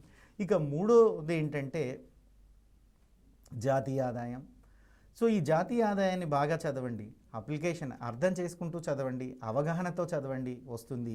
సో జాతీయ ఆదాయంలో మీకు టర్మినాలజీ మీద కమాండింగ్ ఉంటే జాతీయ ఆదాయం అతి సులువుగా అర్థమవుతుంది. దీని తర్వాత ఆర్థిక అభివృద్ధి అన్నటువంటిది. సో వృద్ధి సిద్ధాంతాలకు సంబంధించి 4th యూనిట్ ఇంకొక యూనిట్ ఉంది. ఈ 4 యూనిట్లే గ్రూప్ 2 అండ్ గ్రూప్ 3 సిలబస్లో మెన్షన్ చేశారండి ఇండియన్ ఎకానమీకి సంబంధించి. అంటే ఒక్కొక్క యూనిట్ని మనం మొత్తం 4 యూనిట్లు కలిపి 50 మార్కులకు కాబట్టి ఒక్కొక్క యూనిట్ నుంచి 12 మార్కులు వస్తాయి అనుకోవచ్చు. ఈ 12 మార్కులను మనం ఎలా సాధించాలన్నటువంటి దాని మీదనే కాన్సన్ట్రేట్ చేయాలన్నటువంటిది ఇంపార్టెంట్. ఇక రెండవ సెక్షన్లో కూడా 4 ఉన్నాయి. అందులో మొదటిదే ఆంధ్ర ప్రాంతంలో తెలంగాణ అంశంలో జరిగినటువంటి దోపిడీలు ఏ విధంగా ఉన్నాయన్నటువంటిది అడిగారు. తర్వాత భూ సంస్కరణలు అడిగారు. భూ సంస్కరణలు అనేటువంటి చాప్టర్ ఉంది. ఆ తర్వాత ఆంధ్రప్రదేశ్ తెలంగాణ రాష్ట్ర వ్యవసాయం ఉంది. అదేవిధంగా చూసినట్లయితే తెలంగాణ రాష్ట్రం యొక్క పరిశ్రమలు సేవల రంగం గురించి క్వశ్చన్ అడగడం అన్నటువంటిది జరిగింది. సో ఇవి తర్వాత థర్డ్ సెక్షన్ డెవలప్మెంటల్ ఎకానమీ, దాంట్లో 1991 ఎకనామిక్స్ రిఫార్మ్స్, వలసలు, ఈ విధంగా 4 చాప్టర్స్ అడగడం అన్నటువంటిది జరిగింది. ముందుగా సిలబస్ మీద అవగాహన పెంచుకోండి. సిలబస్లో ఒక్క టాపిక్కే చదవండి, ఒక్కొక్క చాప్టర్ చదవండి అమ్మా, టైం ఉంది కాబట్టి. ఆ చాప్టర్కి సంబంధించినటువంటి బిట్స్ ప్రాక్టీస్ చేయండి. ఎప్పుడైతే మీరు బిట్స్ ప్రాక్టీస్ చేస్తారో మీకు ఆ సబ్జెక్ట్ ఎంతవరకు అర్థమైంది అన్నటువంటి విషయం వస్తుంది. గ్రూప్ 2కి గ్రూప్ 3కి పెద్దగా తేడా ఏమీ లేదండి ఎకానమీ విషయంలో, ఎందుకంటే సేమ్ సిలబస్. 3 అయినా ఎకానమీ అదే సిలబస్ ఉంది, 2 అయినా అదే సిలబస్ ఉంది. సో డిఫరెన్స్ ఏంటంటే 4th పేపర్ అడిషనల్గా తెలంగాణ మూమెంట్ అన్నటువంటి పేపర్ యాడ్ అవుతుంది గ్రూప్ 2లో. ఇవి మీరు అభ్యర్థులు గుర్తుపెట్టుకోండి. ఇక జనరల్ స్టడీస్ పాయింట్ ఆఫ్ వ్యూకి వస్తే, అంటే రిమైనింగ్ గ్రూప్ 4 ఎగ్జామ్ కావచ్చు, సబ్ ఇన్స్పెక్టర్ ఎగ్జామ్ కావచ్చు, కానిస్టేబుల్ ఎగ్జామ్ కావచ్చు, ఇతర ఎగ్జామ్లో జనరల్ స్టడీస్ పాయింట్లో ఎకానమీ చదవాల్సి వస్తే ఎక్కువగా ఇండియన్ ఎకానమీకి ఫోకస్ ఇవ్వండి. అందులో కూడా ఎకానమీలో ఎప్పుడు కరెంట్ రిలేటెడ్ క్వశ్చన్స్ ఎక్కువగా అడుగుతారు కాబట్టి మీరు దానికి సంబంధించినటువంటి సోషో ఎకనామిక్ సర్వే, బడ్జెట్ చదవండి. 2 అంటే భారతదేశం యొక్క సోషో ఎకనామిక్ సర్వే, భారతదేశం యొక్క బడ్జెట్, తెలంగాణ యొక్క socio economic survey, Telangana budget, Telangana పాలసీసు, Telangana schemes, వీటి మీదనే మీకు ఎక్కువగా క్వశ్చన్స్ అడుగుతారు. అంటే 150 మార్క్స్కు కాకుండా, అంటే గ్రూప్ 2 గ్రూప్ 3 కాకుండా మిగతా అన్ని ఎగ్జామ్స్ కూడా ఇండియన్ ఎకానమీ చదువుతూ ఎవరైతే ఈ సోషో ఎకనామిక్ సర్వేలు 2 బడ్జెట్లు చదివి, పథకాలను చదివి, పాలసీస్ని చదువుతారో వాళ్ళు మంచి స్కోర్ తెచ్చుకునేటువంటి అవకాశం ఉంది. మళ్ళీ చెప్తున్నా, గుర్తుపెట్టుకోండి, ఎకానమీ చదవడం ఎంత ముఖ్యమో ప్రాక్టీస్ చేయడం కూడా అంతే ముఖ్యము. చదివిన దాన్ని మీరు రాసే ఎగ్జామ్ మల్టిపుల్ చాయిస్ ఎగ్జామ్ అయితే బిట్స్ ప్రాక్టీస్ చేయండి. సో లేదు డిస్క్రిప్టివ్ మోడ్ అయితే ఆ అంశాన్ని డిస్క్రిప్ట్ మోడ్లో ఎలా రాయాలన్నటువంటి దాన్ని ప్రాక్టీస్ చేయండి. గుర్తుపెట్టుకోండి, అభ్యర్థులందరూ కూడా కాన్సంట్రేషన్ లెవెల్స్ ఎవరైతే ప్రారంభంలో ఉండేటువంటి శ్రద్ధ, ఆసక్తిని చివరి దాకా మెయింటైన్ చేస్తారో వారికే సక్సెస్ వస్తుంది. మరి ఈరోజు చూసినట్లయితే మన సాక్షి ఎడ్యుకేషనల్ ఛానల్ వంటి వారు సాక్షి పేపర్లో బిట్స్ ఇవ్వడం అన్నటువంటిది జరుగుతుంది. అదేవిధంగా సైట్లో కూడా articles, previous questions, so bits అన్నీ పెడుతున్నారు. ప్రాక్టీస్ చేయండి అమ్మా. ఎక్కడ బిట్ దొరికినా ప్రాక్టీస్ చేయండి. అది ప్రైవేట్ పబ్లికేషన్స్ కావచ్చు, ఇంకోటి కావచ్చు. ముందు బిట్కు మీరు ఆన్సర్ చేయగలుగుతున్నారా లేదా అని ప్రాక్టీస్. రివిజన్. మిమ్మల్ని ఉద్యోగస్తులు చేసేటువంటి ఏకైక మంత్రం ఏంటయ్యా అంటే ప్రాక్టీసు రివిజను. చదవాలా, కాన్సెప్ట్ నేర్చుకోవాలా, కాన్సెప్ట్ మీద బిట్లు ప్రాక్టీస్ చేయాలా, అది మర్చిపోకుండా ఉండడం కొరకు రివిజన్ చేయాలా. సో ఇదే సూత్రాన్ని పాటించండి. ఒక విషయం గుర్తుపెట్టుకోండి అమ్మా, సక్సెస్కి ఫెయిల్యూర్కి ఉండేటువంటి చిన్న తేడా ఏంటంటే ఏకాగ్రత. సక్సెస్ అయిన క్యాండిడేట్స్ ప్రారంభంలో ఉండేటువంటి ఇంట్రెస్ట్ని, ప్రారంభంలో ఉండేటువంటి ఏకాగ్రతను చివరి దాకా మెయింటైన్ చేస్తారు. చివరి దాకా అంటే ఏంటంటే ఎగ్జామ్ హాల్ నుంచి బయటకు వచ్చే రోజు దాకా. ఫెయిల్యూర్ అయ్యే స్టూడెంట్స్ ఏం చేస్తారంటే స్టార్టింగ్లో 3 వచ్చినప్పుడు బాగా చదివి, సో 3 లేనప్పుడు అసలే చదవకపోవడం, మళ్ళీ 3 వచ్చినప్పుడు పీక్గా చదవడం, ఎక్కువ గంటలు చదివినప్పుడు మళ్ళీ 3 వచ్చినప్పుడు చదవకపోవడం అన్నటువంటిది చేస్తారు. అది మంచిది కాదు. ఆ అలవాటు ఉంటే మానుకోండి. ఏమి జరిగినా, ఇంకా మీ మాటల్లో చెప్పాలంటే ఉరుములు ఉరిమినా, నిప్పులు చెరిగినా రోజుకి 10 గంటలు చదవాలా, 8 నుంచి 10 గంటలకు చదవాలన్నటువంటి మీ దీక్షను మీరు ఎటువంటి పరిస్థితుల్లో వదలకండి. మొక్కువని దీక్ష ఉంటేనే సక్సెస్ అనేటువంటిది వస్తుంది. నాకు తెలుసు మీకందరికీ బలమైన కోరిక ఉందని. మరి ఈ బలమైన కోరిక ఒక్కటి ఉంటే సరిపోదు. ఈ బలమైన కోరికను తీర్చుకోవడానికి మీరు అన్వేషించే మార్గాలేంటి? దీనికోసం మిమ్మల్ని మీరు కొన్నాళ్ళు ఆనందాలను త్యాగం చేయండి. కేవలం చదువుకు మాత్రమే బైండ్ అవ్వండి. ప్రతిరోజు 10 గంటలను చదువు కోసమే కేటాయించండి. చాలామంది ప్రణాళికలను రచించుకుంటారు, సో ఇంప్లిమెంట్ చేయడంలో ఫెయిల్యూర్ అవుతుంటారండి. మీరు ముఖ్యంగా గుర్తుపెట్టుకోండి, ప్రణాళిక రచించినంత మాత్రాన విజయం రాదు. మీరు అనుకున్నటువంటి ప్రణాళికను తూచా తప్పకుండా ఆచరించి అమలు పరిచినటువంటి రోజే విజయం వస్తుంది. విజేతలందరూ కూడా మీకన్నా గొప్పవారేమీ కాదు. మీలాగా సర్వసాధారణంగా ఎన్నో దెబ్బలు తిని రాటు తేలి విజయాన్ని సాధించినటువంటి వారే. ప్రయత్నం చేస్తే పోయేది లేదు మిత్రమా, సోమరితనం తప్ప. మన ఛానల్ వారు మీకు అండగా ఉన్నారు, ప్రభుత్వం వారు అండగా ఉన్నారు, మాలాంటి ఫ్యాకల్టీస్ అండగా ఉన్నారు. ఏ సమస్య ఉన్నా మీకు అందరూ తీర్చడానికి సిద్ధంగా ఉన్నారు. అయితే మీలో మీకు కావాల్సింది సాధించాలన్నటువంటి తపన, సాధించాలన్నటువంటి స్ఫూర్తి, మిమ్మల్ని మీరు ఉద్యోగస్తులుగా చూసుకునాల్సినటువంటి ఆ స్ఫూర్తి, ఆ జీల్ అనేటువంటిది లేకపోతే కష్టమండి. గుర్తుపెట్టుకోండి, తెలంగాణ విద్యార్థులందరికీ ఒకటే ఒక మనవి, బంగారు తెలంగాణ రావాలి అంటే ఎక్కడి నుంచో రాదు. ప్రతి విద్యార్థి కష్టపడి చదివి ప్రయోజకుడయి ఉద్యోగాన్ని సాధిస్తే అదే బంగారు తెలంగాణ. మరి బంగారు తెలంగాణకు మీరు సైతం కష్టపడండి. మీ సోమరితనాన్ని మానండి, కష్టపడి చదవండి. దానికోసం ప్రభుత్వంతో సహా టీవీ ఛానళ్ళు, మా సాక్షి వాళ్ళు, మేము అందరం సిద్ధంగా ఉన్నాము. ఖచ్చితంగా మీరు విజయాన్ని సాధిస్తారు మిత్రమా. అయితే గుర్తుపెట్టుకోండి, విజయం ఎప్పుడూ సోమరులను వరించదు. మీలో ఉండేటువంటి సోమరితనాన్ని కట్టిపెట్టి ఈరోజు నుంచి చదవడం ప్రారంభించండి. ప్రతిరోజు 10 గంటలు చదవండి. ఈ 10 గంటల్లో 3 గంటలు ప్రాక్టీస్ చేయండి. 2 గంటలు బిట్స్ మాత్రమే ప్రాక్టీస్ చేయండి. గ్రూప్ 1 రాసే వాళ్ళు 1 గంట మెయిన్స్ రైటింగ్ ప్రాక్టీస్ చేయండి. ప్రాక్టీస్ ప్రాక్టీస్ ప్రాక్టీస్, ఇది సక్సెస్. ఇక డియర్స్, మై డియర్స్, ఈరోజు ఈ చర్చా వేదికలో ఇప్పుడు గ్రూప్ 1 ఎగ్జామ్ జూలై 31న ప్రిలిమ్స్ జరుగుతుందని మనకు ఒక వార్త వచ్చింది. అది అధికారికంగా రాలేదు. అయితే పబ్లిక్ దాన్ని బిలీవ్ చేస్తున్నారు. ఏది ఏమైనా కానీ ఒకటి గుర్తుపెట్టుకోండి, అధికారికంగా డేట్ వచ్చేంత వరకు ఎదురు చూస్తామంటే కష్టం. మీరు ఇమ్మీడియట్గా అప్లికేషన్ ఎప్పుడైతే మీరు పెట్టారో అప్పటి నుంచి పరీక్షకు ప్రిపేర్ అవుతున్నారు. మరి ఈ గ్రూప్ 1 ఎగ్జామ్కి ఎలా ప్రిపేర్ అవుతారో నేను చెప్పి, తర్వాత గ్రూప్ 2 ఎగ్జామ్కి ఎలా ప్రిపేర్ కావాలి, గ్రూప్ 3 ఎగ్జామ్కి ఎలా ప్రిపేర్ కావాలి అండ్ గ్రూప్ 4 ఎగ్జామ్కి ఎలా ప్రిపేర్ కావాలనేటువంటి విషయం గురించి డిస్కస్ చేస్తాను. ముందుగా గ్రూప్ 1 ఎగ్జామ్ గురించి తెలుసుకుందాం. మై డియర్ ఫ్రెండ్స్, గ్రూప్ 1 ఎగ్జామ్లో మన ఎకానమీకి సంబంధించి 150 మార్కులు ఉంటాయి. మెయిన్స్ పర్స్పెక్టివ్లో చూసినట్లయితే 150 మార్క్స్ ఉంటాయి. 2.5 గంట సమయం ఉంటుంది. అంటే మెయిన్స్లో చూసినట్లయితే 180 మినిట్స్ ఇస్తారు, మనకు 180 నిమిషాల సమయం అనేటువంటిది గ్రూప్ 1కి ఇస్తారు. 30 క్వశ్చన్స్ ఇస్తారు, 15 క్వశ్చన్స్ రాయాలి. క్వశ్చన్ ఏ అండ్ బి అన్నటువంటి కాన్సెప్ట్ ఉంటుంది. మరి ఇందులో సిలబస్ చూసినట్లయితే మొదటగా మనం చూసినట్లయితే ప్రతి యూనిట్లో 5 ప్రతి పేపర్లో చూసినట్లయితే 3 సెక్షన్స్ ఉంటాయి. ఎకానమీ పేపర్లో చూసినట్లయితే 3 సెక్షన్స్ ఉంటాయి. ఈ 3 సెక్షన్లో కూడా ఒక సెక్షన్లో అంటే ప్రతి సెక్షన్లో 5 యూనిట్లు ఉంటాయి. మొత్తం 15 యూనిట్లు ఉంటాయి. 15 యూనిట్ల నుంచి 15 క్వశ్చన్స్ వస్తాయి. అంటే ఒక్కొక్క యూనిట్ నుంచి 2 క్వశ్చన్స్ వస్తాయి. క్వశ్చన్ నెంబర్ 1లో ఏ మరియు బి అని ఉంటుంది. ఈ విధంగా మనం రాయాల్సి ఉంటుంది. అయితే ఇది క్వశ్చన్ పేపర్ ప్యాటర్న్. దీనికి ముందు ప్రిలిమ్స్ అనేటువంటి ఎగ్జామ్ మనం పాస్ అవ్వాల్సి ఉంటుంది.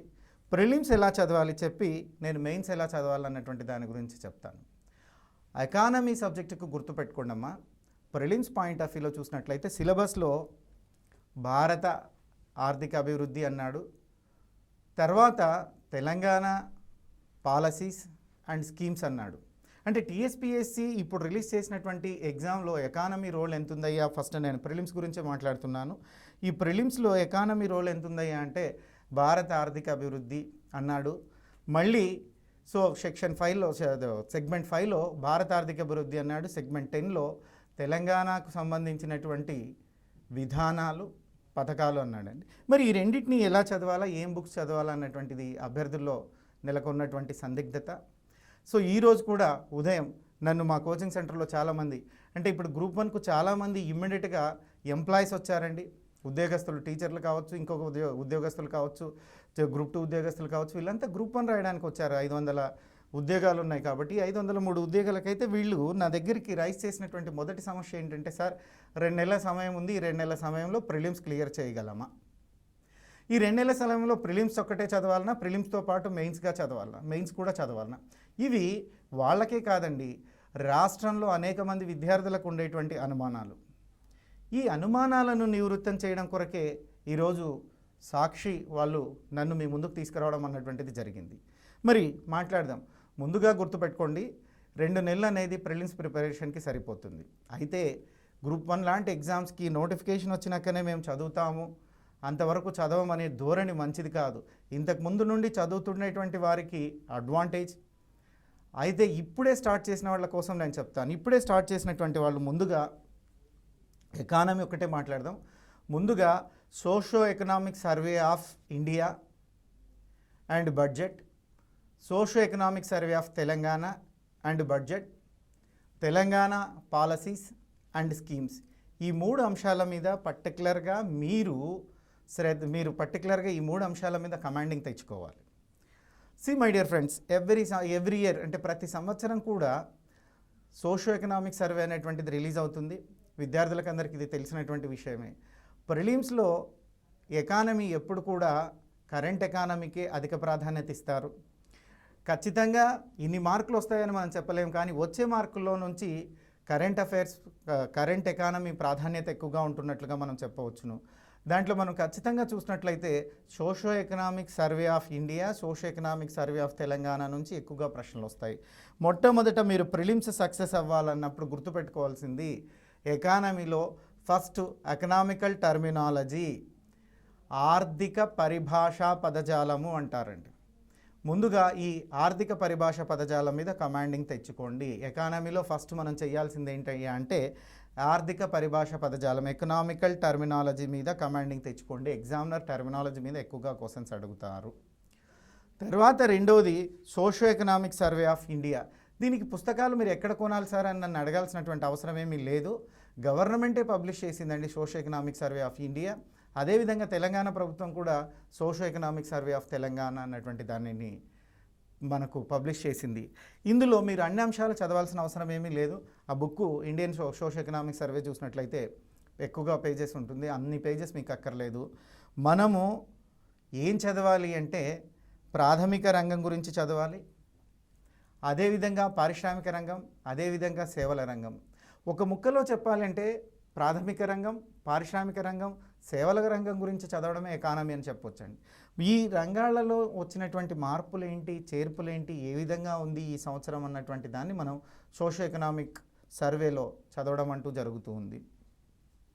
ఇక చాలామంది నా దగ్గర రైజ్ చేసినటువంటి డౌట్లో, సార్ పథకాలు అన్నటువంటివి 2014 నుంచి చదవాలా, ఇప్పటి నుంచి చదవాలా అని చాలామంది నా దగ్గర డౌట్స్ రైజ్ చేస్తున్నారండి. మనకు తెలంగాణ రాష్ట్రం ఏర్పడినప్పటి నుంచి మనం గమనిస్తే 2014 నుంచి ఒకే ప్రభుత్వం ఉందండి, టీఆర్ఎస్ ప్రభుత్వమే ఉంది. కాబట్టి ఈ టీఆర్ఎస్ ప్రభుత్వం రాష్ట్రం ఏర్పడిన రోజు నుంచి ఏమేం పథకాలు చేసింది అన్నటువంటి పథకాలు అన్నింటి మీద అవగాహన కలిగి ఉండాలి. ఈ పథకాలను చదివేటప్పుడు చాలా లాజిక్గా మీరు చదవాలి. ఎందుకంటే ఏ పథకం గురించి వస్తారో తెలియదు. ఒక పథకం చదివేటప్పుడు కొన్ని పాయింట్స్ అభ్యర్థులు గుర్తుపెట్టుకోవాల్సినటువంటి అవసరం ఉంటుంది. అందులో మొట్టమొదటి చూసినట్లయితే పథకాన్ని ఎక్కడ ప్రారంభించారు అన్నటువంటి ప్రాంతం పైన, అంటే ఆ ప్లేస్ ఏ ఊరిలో ప్రారంభించారు, ఆ మండలం పేరు కానీ, ఆ గ్రామం పేరు కానీ, ఆ జిల్లా పేరు కానీ అడిగేటువంటి సాంప్రదాయం ఉంది. అదేవిధంగా పథకం యొక్క ప్రారంభ తేదీ మీద ప్రశ్న అడుగుతారు, ఎప్పుడు ప్రారంభిస్తారు అన్నటువంటి ప్రారంభ తేదీ మీద ప్రశ్న అడుగుతారు. ఇక నెక్స్ట్ అదేవిధంగా చూసినట్లయితే పథకం యొక్క ఉద్దేశం మీద, అంటే లక్ష్యము అంటున్నాం, పథకాన్ని ఏ లక్ష్యంతో ఏర్పాటు చేశారన్నటువంటి లక్ష్యం మీద కూడా ప్రశ్న అడగడం అన్నటువంటిది జరుగుతూ ఉంది. ఆ తర్వాత చూసినట్లయితే ఆ పథకానికి నిధులు ఎక్కడి నుంచి సమకూర్చుతున్నారు, ఫండ్స్ నిధులు ఎక్కడి నుంచి సమకూర్చుతున్నారు అన్నటువంటి దాని మీద కూడా క్వశ్చన్ మనని అడిగేటువంటి అవకాశం ఉంది. ఈ నిధులను సమకూర్చడంలో చూసినట్లయితే కేంద్ర ప్రభుత్వం వాటా, రాష్ట్ర ప్రభుత్వం వాటా, కొన్నిసార్లు ఏవైనా అంతర్జాతీయ సంస్థలు ఆ స్కీమ్లో పార్టిసిపేట్ చేస్తుంటే ఆ అంతర్జాతీయ సంస్థ పేరు కూడా అడిగేటువంటి అవకాశం ఉంది. మరి ఒకవేళ ఈ పథకానికి ఏదైనా అవార్డ్స్ రివార్డ్స్ ఉంటే వాటి మీద కూడా క్వశ్చన్ అడుగుతారు. సో తర్వాత ప్రతి బడ్జెట్లో ఈ పథకానికి కేటాయించినటువంటి మొత్తం ఎంత అని అడుగుతారు. ఫర్ ఎగ్జాంపుల్ ఈ ఇయర్లో మీరు ఎగ్జామ్ జరుగుతున్నారు. సో ఇప్పుడు చూసినట్లయితే దీన్ని 22-23 బడ్జెట్ అంటారు. సో 22-23 బడ్జెట్లో కళ్యాణ లక్ష్మి పథకానికి ఎంత కేటాయించారు, సో ఆసరా పెన్షన్ పథకానికి ఎంత కేటాయించారు, రైతు బంధువుకు సో ఎంత కేటాయించారు, రకరకాలుగా అంటే ఏది చూసినా కూడా ఈ సంవత్సరము కరెంట్ రిలేటెడ్గా ఈ పథకానికి ఎంత అమౌంట్ అన్నటువంటి దాన్ని ఏర్పాటు చేస్తున్నారు అన్నటువంటి దాని మీద మనం అవగాహన పెంచుకోవాలి. ఈ విధంగా ప్రిలిమ్స్, ఇక ప్రిలిమ్స్కు సంబంధించినటువంటి మరికొన్ని విషయాలను డిస్కస్ చేస్తాను. ప్రిలిమ్స్కు సంబంధించి మీరు ఎంత చదివినా ప్రాక్టీస్ చేయడం అన్నటువంటిది మర్చిపోవద్దండి. ఈ రోజు నుంచి మనకు ఎగ్జామ్ ఎప్పుడు ఉంటుందో క్లియర్గా తెలియదు. ఇప్పటి వరకు వచ్చినటువంటి డేట్ అయితే అధికారికంగా కాదు. అధికారికంగా పబ్లిక్ సర్వీస్ కమిషన్ వారు డేట్ ఇవ్వాల్సి ఉంది. అయితే వారు ఆ డేట్ని కన్ఫర్మ్ చేస్తారన్నటువంటి టాక్ ఉంది. అది అనధికారం కాబట్టి మనం దాని గురించి ఇప్పుడు మాట్లాడలేం. అయితే ఈ ఉండే 2 నెలల సమయంలో ప్రతిరోజు 100 బిట్లను మీరు ప్రాక్టీస్ చేయండి. Each everyday 100 bits.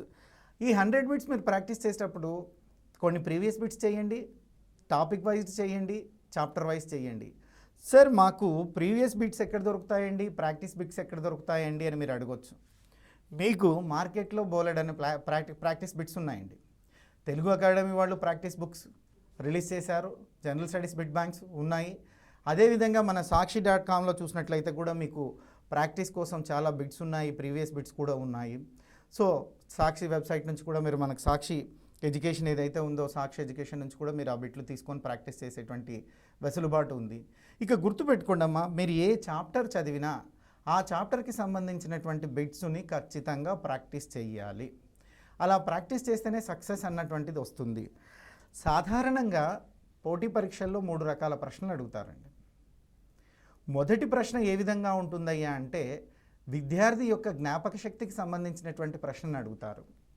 వాటిని ఫ్యాక్చువల్ ఇన్ఫర్మేషన్ బేస్డ్ క్వశ్చన్స్ అంటారమ్మా. అంటే వాస్తవాధీన ప్రశ్నలు. ప్రణాళికలు అన్నటువంటి చాప్టర్లో ఇలాంటి ప్రశ్నలు అడగవచ్చు. అంటే మొదటి పంచవర్ష ప్రణాళికను ఎప్పుడు ప్రారంభించారు, మొదటి పంచవర్ష ప్రణాళిక యొక్క లక్ష్యం ఏంటి, రెండో పంచవర్ష ప్రణాళికలో సాధించినటువంటి వృద్ధి రేటు ఎంత, మూడో పంచవర్ష ప్రణాళిక విఫలమవడానికి కారణాలేంటి అన్నటువంటి, అంటే ఇవన్నీ కూడా ఫ్యాక్చువల్ బేస్, అంటే అర్థం చేసుకోవడం కాదు, గుర్తు పెట్టుకునేటువంటి దాని మీదనే అడుగుతారు. ఇది ఒక టైప్ ఆఫ్ క్వశ్చన్. ఇక రెండో టైప్ ఆఫ్ క్వశ్చన్ చూసినట్లయితే అవగాహన తరహా ప్రశ్నలు ఉంటుంది. అంటే చదివినటువంటి విషయాన్ని విద్యార్థి ఎంతవరకు అవగాహన చేసుకుంటున్నాడు, ఎంతవరకు ఆకలింపు చేసుకుంటున్నాడు, అంటే అనలిటికల్ మోడ్ ఆఫ్ క్వశ్చన్ అంటారు. ఇవి జాతీయాదాయంలోను ద్రవ్యంలోను సో ఎక్కువగా మనకు కనపడుతూ ఉంటాయి ఈ క్వశ్చన్స్. మరి ఈ క్వశ్చన్స్ మనం చూసినప్పుడు అనలైజ్ చేయాలి. ఇక మూడోది చూసినట్లయితే అప్లికేషన్ ఓరియంటెడ్ క్వశ్చన్. ఎక్కువగా రిజర్వ్ బ్యాంక్ మీద, నేషనల్ ఇన్కమ్ మీద, బడ్జెట్ మీద, అదేవిధంగా చూసినట్లయితే రిసోర్సెస్ అంటే భారతదేశానికి కావచ్చు, రాష్ట్రానికి కావచ్చు ఉండేటువంటి వనరుల మీద ఇలాంటి క్వశ్చన్స్, అంటే అప్లికేషన్ ఓరియంటెడ్ క్వశ్చన్స్ అడిగేటువంటి, అంటే ఈ టాపిక్స్ మీద అప్లికేషన్ ఓరియంటెడ్ క్వశ్చన్ వచ్చేటువంటి అవకాశం ఉంది. దాన్ని మీరు అభ్యర్థులు గుర్తుపెట్టుకోవాలా. ఇక అభ్యర్థులు గతంలో 1 వర్డ్ ఆన్సర్సే ప్రాక్టీస్ చేశారు, ఇప్పుడు అలా లేదండి, సిస్టమ్ మారింది. తెలంగాణ పబ్లిక్ సర్వీస్ కమిషన్ కూడా సివిల్ సర్వీసెస్ క్వశ్చన్లకు ధీటుగా క్వశ్చన్లను తయారు చేస్తుంది. దగ్గరగా క్వశ్చన్స్ ఉంటున్నాయి. మీరు ఆ స్టాండర్డ్స్, అంటే గ్రూప్ 1 సక్సెస్ అవ్వాలి తెలంగాణలో అంటే సివిల్ సర్వీసెస్ దాంట్లోనే సివిల్ సర్వీసెస్ స్టాండర్డ్లోనే ప్రిపేర్ అవ్వాలి. సివిల్ సర్వీసెస్ పేపర్స్ని కూడా అనలైజ్ చేసుకోవడాన్ని అలవాటు చేసుకోండి, ప్రాక్టీస్ చేయండి. అది మీ సక్సెస్ అన్నటువంటిది చాలా ఉపయోగపడుతుంది. Previous civil services question papers కూడా చూడండి. అందులో ప్రత్యేకించి ఇండియన్ ఎకానమీ మీద క్వశ్చన్స్ చూడండి. ఎందుకంటే సివిల్ సర్వీసెస్లో క్వశ్చన్స్ ఎక్కువగా అనలిటికల్ అండ్ అప్లికేషన్ ఓరియంటెడ్ వస్తూ ఉంటాయి. ఇప్పుడు మన తెలంగాణలో కూడా అలాంటి క్వశ్చన్సే ఇస్తున్నారు. ఇక ప్రిలిమ్స్ విషయాన్ని పక్కన పెడితే ఈ విధంగా ప్రిలిమ్స్ ప్రాక్టీస్ చేయండి. ప్రిలిమ్స్ సక్సెస్ అవ్వడానికి గుర్తుపెట్టుకోండి, ప్రతిరోజు ఈ రోజు నుంచి కూడా మీరు ప్రతిరోజు మీ ప్రిపరేషన్లో 1 to 2 అవర్స్ బిట్స్ ప్రాక్టీసే చెయ్యండి. అది ప్రిలిమ్స్కి చాలా ఉపయోగపడుతుంది. సో చాలామంది నా దగ్గరికి, అంటే మార్నింగ్ నేను క్లాస్ తీసుకున్నప్పుడు ఎక్కువగా మంది టీచర్సు సో జూనియర్ అసిస్టెంట్స్, తర్వాత కొంత ప్రభుత్వ ఉద్యోగాలు చేసేటువంటి వాళ్ళందరూ వచ్చారు. సార్ మేము ఇప్పుడే మొదలు పెడుతున్నాము, మేము ఏం చెయ్యాలి? సార్ మీ అందరి కోసం చెప్తున్నా, మీరు ఎప్పుడు మొదలు పెట్టినా మీరు ఒకసారి చదివి సక్సెస్ అయినారు కాబట్టి మీకు సబ్జెక్ట్ మీద అవగాహన ఉంటుంది. ధైర్యంగా మీరు రివిజన్ చేయండి. రివిజన్ చేస్తూ పాత క్వశ్చన్ పేపర్లను అనలైజ్ చేయండి, పాత క్వశ్చన్ పేపర్లను ఆన్సర్ చేయడం మొదలుపెట్టండి. అదేవిధంగా మార్కెట్లో దొరికేటువంటి ప్రాక్టీస్ బిట్స్ తీసుకోండి. ప్రతిరోజు 100 నుంచి 200 బిట్లు ప్రాక్టీస్ చేయండి. ఖచ్చితంగా మీది ప్రిలిమ్స్ క్లియర్ అవుతుంది. భయపడొద్దండి, ధైర్యంగా ఉండండి. ఇకపోతే మీరు ప్రాక్టీస్ అన్నటువంటిది కానీ చేయకపోతే ఇబ్బంది పడతారు. ఫ్రెషర్స్ కావచ్చు, సీనియర్స్ కావచ్చు, గతంలో ప్రిపేర్ అయ్యి వదిలేసినటువంటి వాళ్ళు కావచ్చు, ఏదైనా ఒక ఉద్యోగాన్ని సాధించినటువంటి వాళ్ళు కావచ్చు, ఎవరైనా కానీ గుర్తుపెట్టుకోండి, చదివిన విషయాన్ని ప్రాక్టీస్ చేయాలి. కాంపిటీటివ్ ఎగ్జామ్స్లో ప్రధానమైనటువంటి విజయ సూత్రం ఏంటంటే అంటే revision. So revision is key to success. ఎన్ని ఎక్కువసార్లు మీరు రివిజన్ చేసుకుంటే అంత సబ్జెక్టు గుర్తుంటుంది. సిలబస్ వేగంగా ఫినిష్ చేయండి, మళ్ళీ చదవండి. చదివిన దానికి బిట్స్ ప్రాక్టీస్ చేయండి. Practice makes a man perfect. ఈ 2 నెలలు ఎక్కువగా ప్రాక్టీస్ మీద కాన్సన్ట్రేట్ చేయండి. ఇది గ్రూప్ 2కైనా వర్తిస్తుంది. అంటే నేను ఇప్పుడు చెప్పినటువంటి formula all multiple choice examinations, group 1 prelims కావచ్చు, గ్రూప్ 2 ఎగ్జామ్ కావచ్చు, గ్రూప్ 3, గ్రూప్ 4 ఎగ్జామ్ ఏదైనా కావచ్చు, మల్టిపుల్ చాయిస్లో ప్రాక్టీస్ అనేదే ముఖ్యము. చదివిన విషయాన్ని ఎంత వేగంగా నువ్వు గుర్తుపెట్టుకొని, ఎగ్జామ్లో ఏం లేదండి, మీరు చదివినటువంటి విషయాన్ని ఎంత వేగంగా గుర్తిస్తారన్నటువంటిదే ఎగ్జామ్. మీకు అది వేగవంతం రావాలంటే ఎక్కువగా ప్రాక్టీస్ కావాలి. ప్రతిరోజు కనీసం 100 బిట్లైనా ప్రాక్టీస్ చేయండి.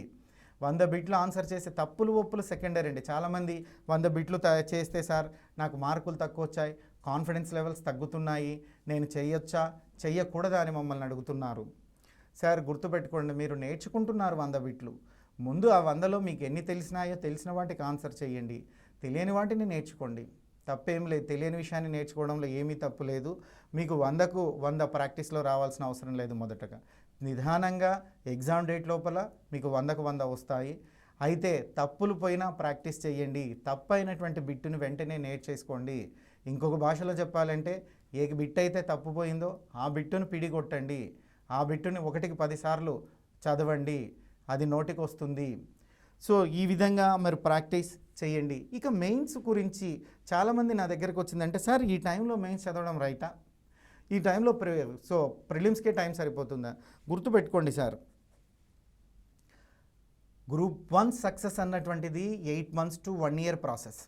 మీరు 8 నెలల నుంచి 1 సంవత్సరము కఠిన దీక్ష చేస్తూ చదివితే సక్సెస్ వస్తుంది. అదేం పెద్ద కష్టమైనది ఏం కాదు. కాకపోతే ప్రారంభంలో ఉండేటువంటి ఏకాగ్రతను చివరి దాకా ఎవరైతే మెయింటైన్ చేస్తారో వారే విజేత.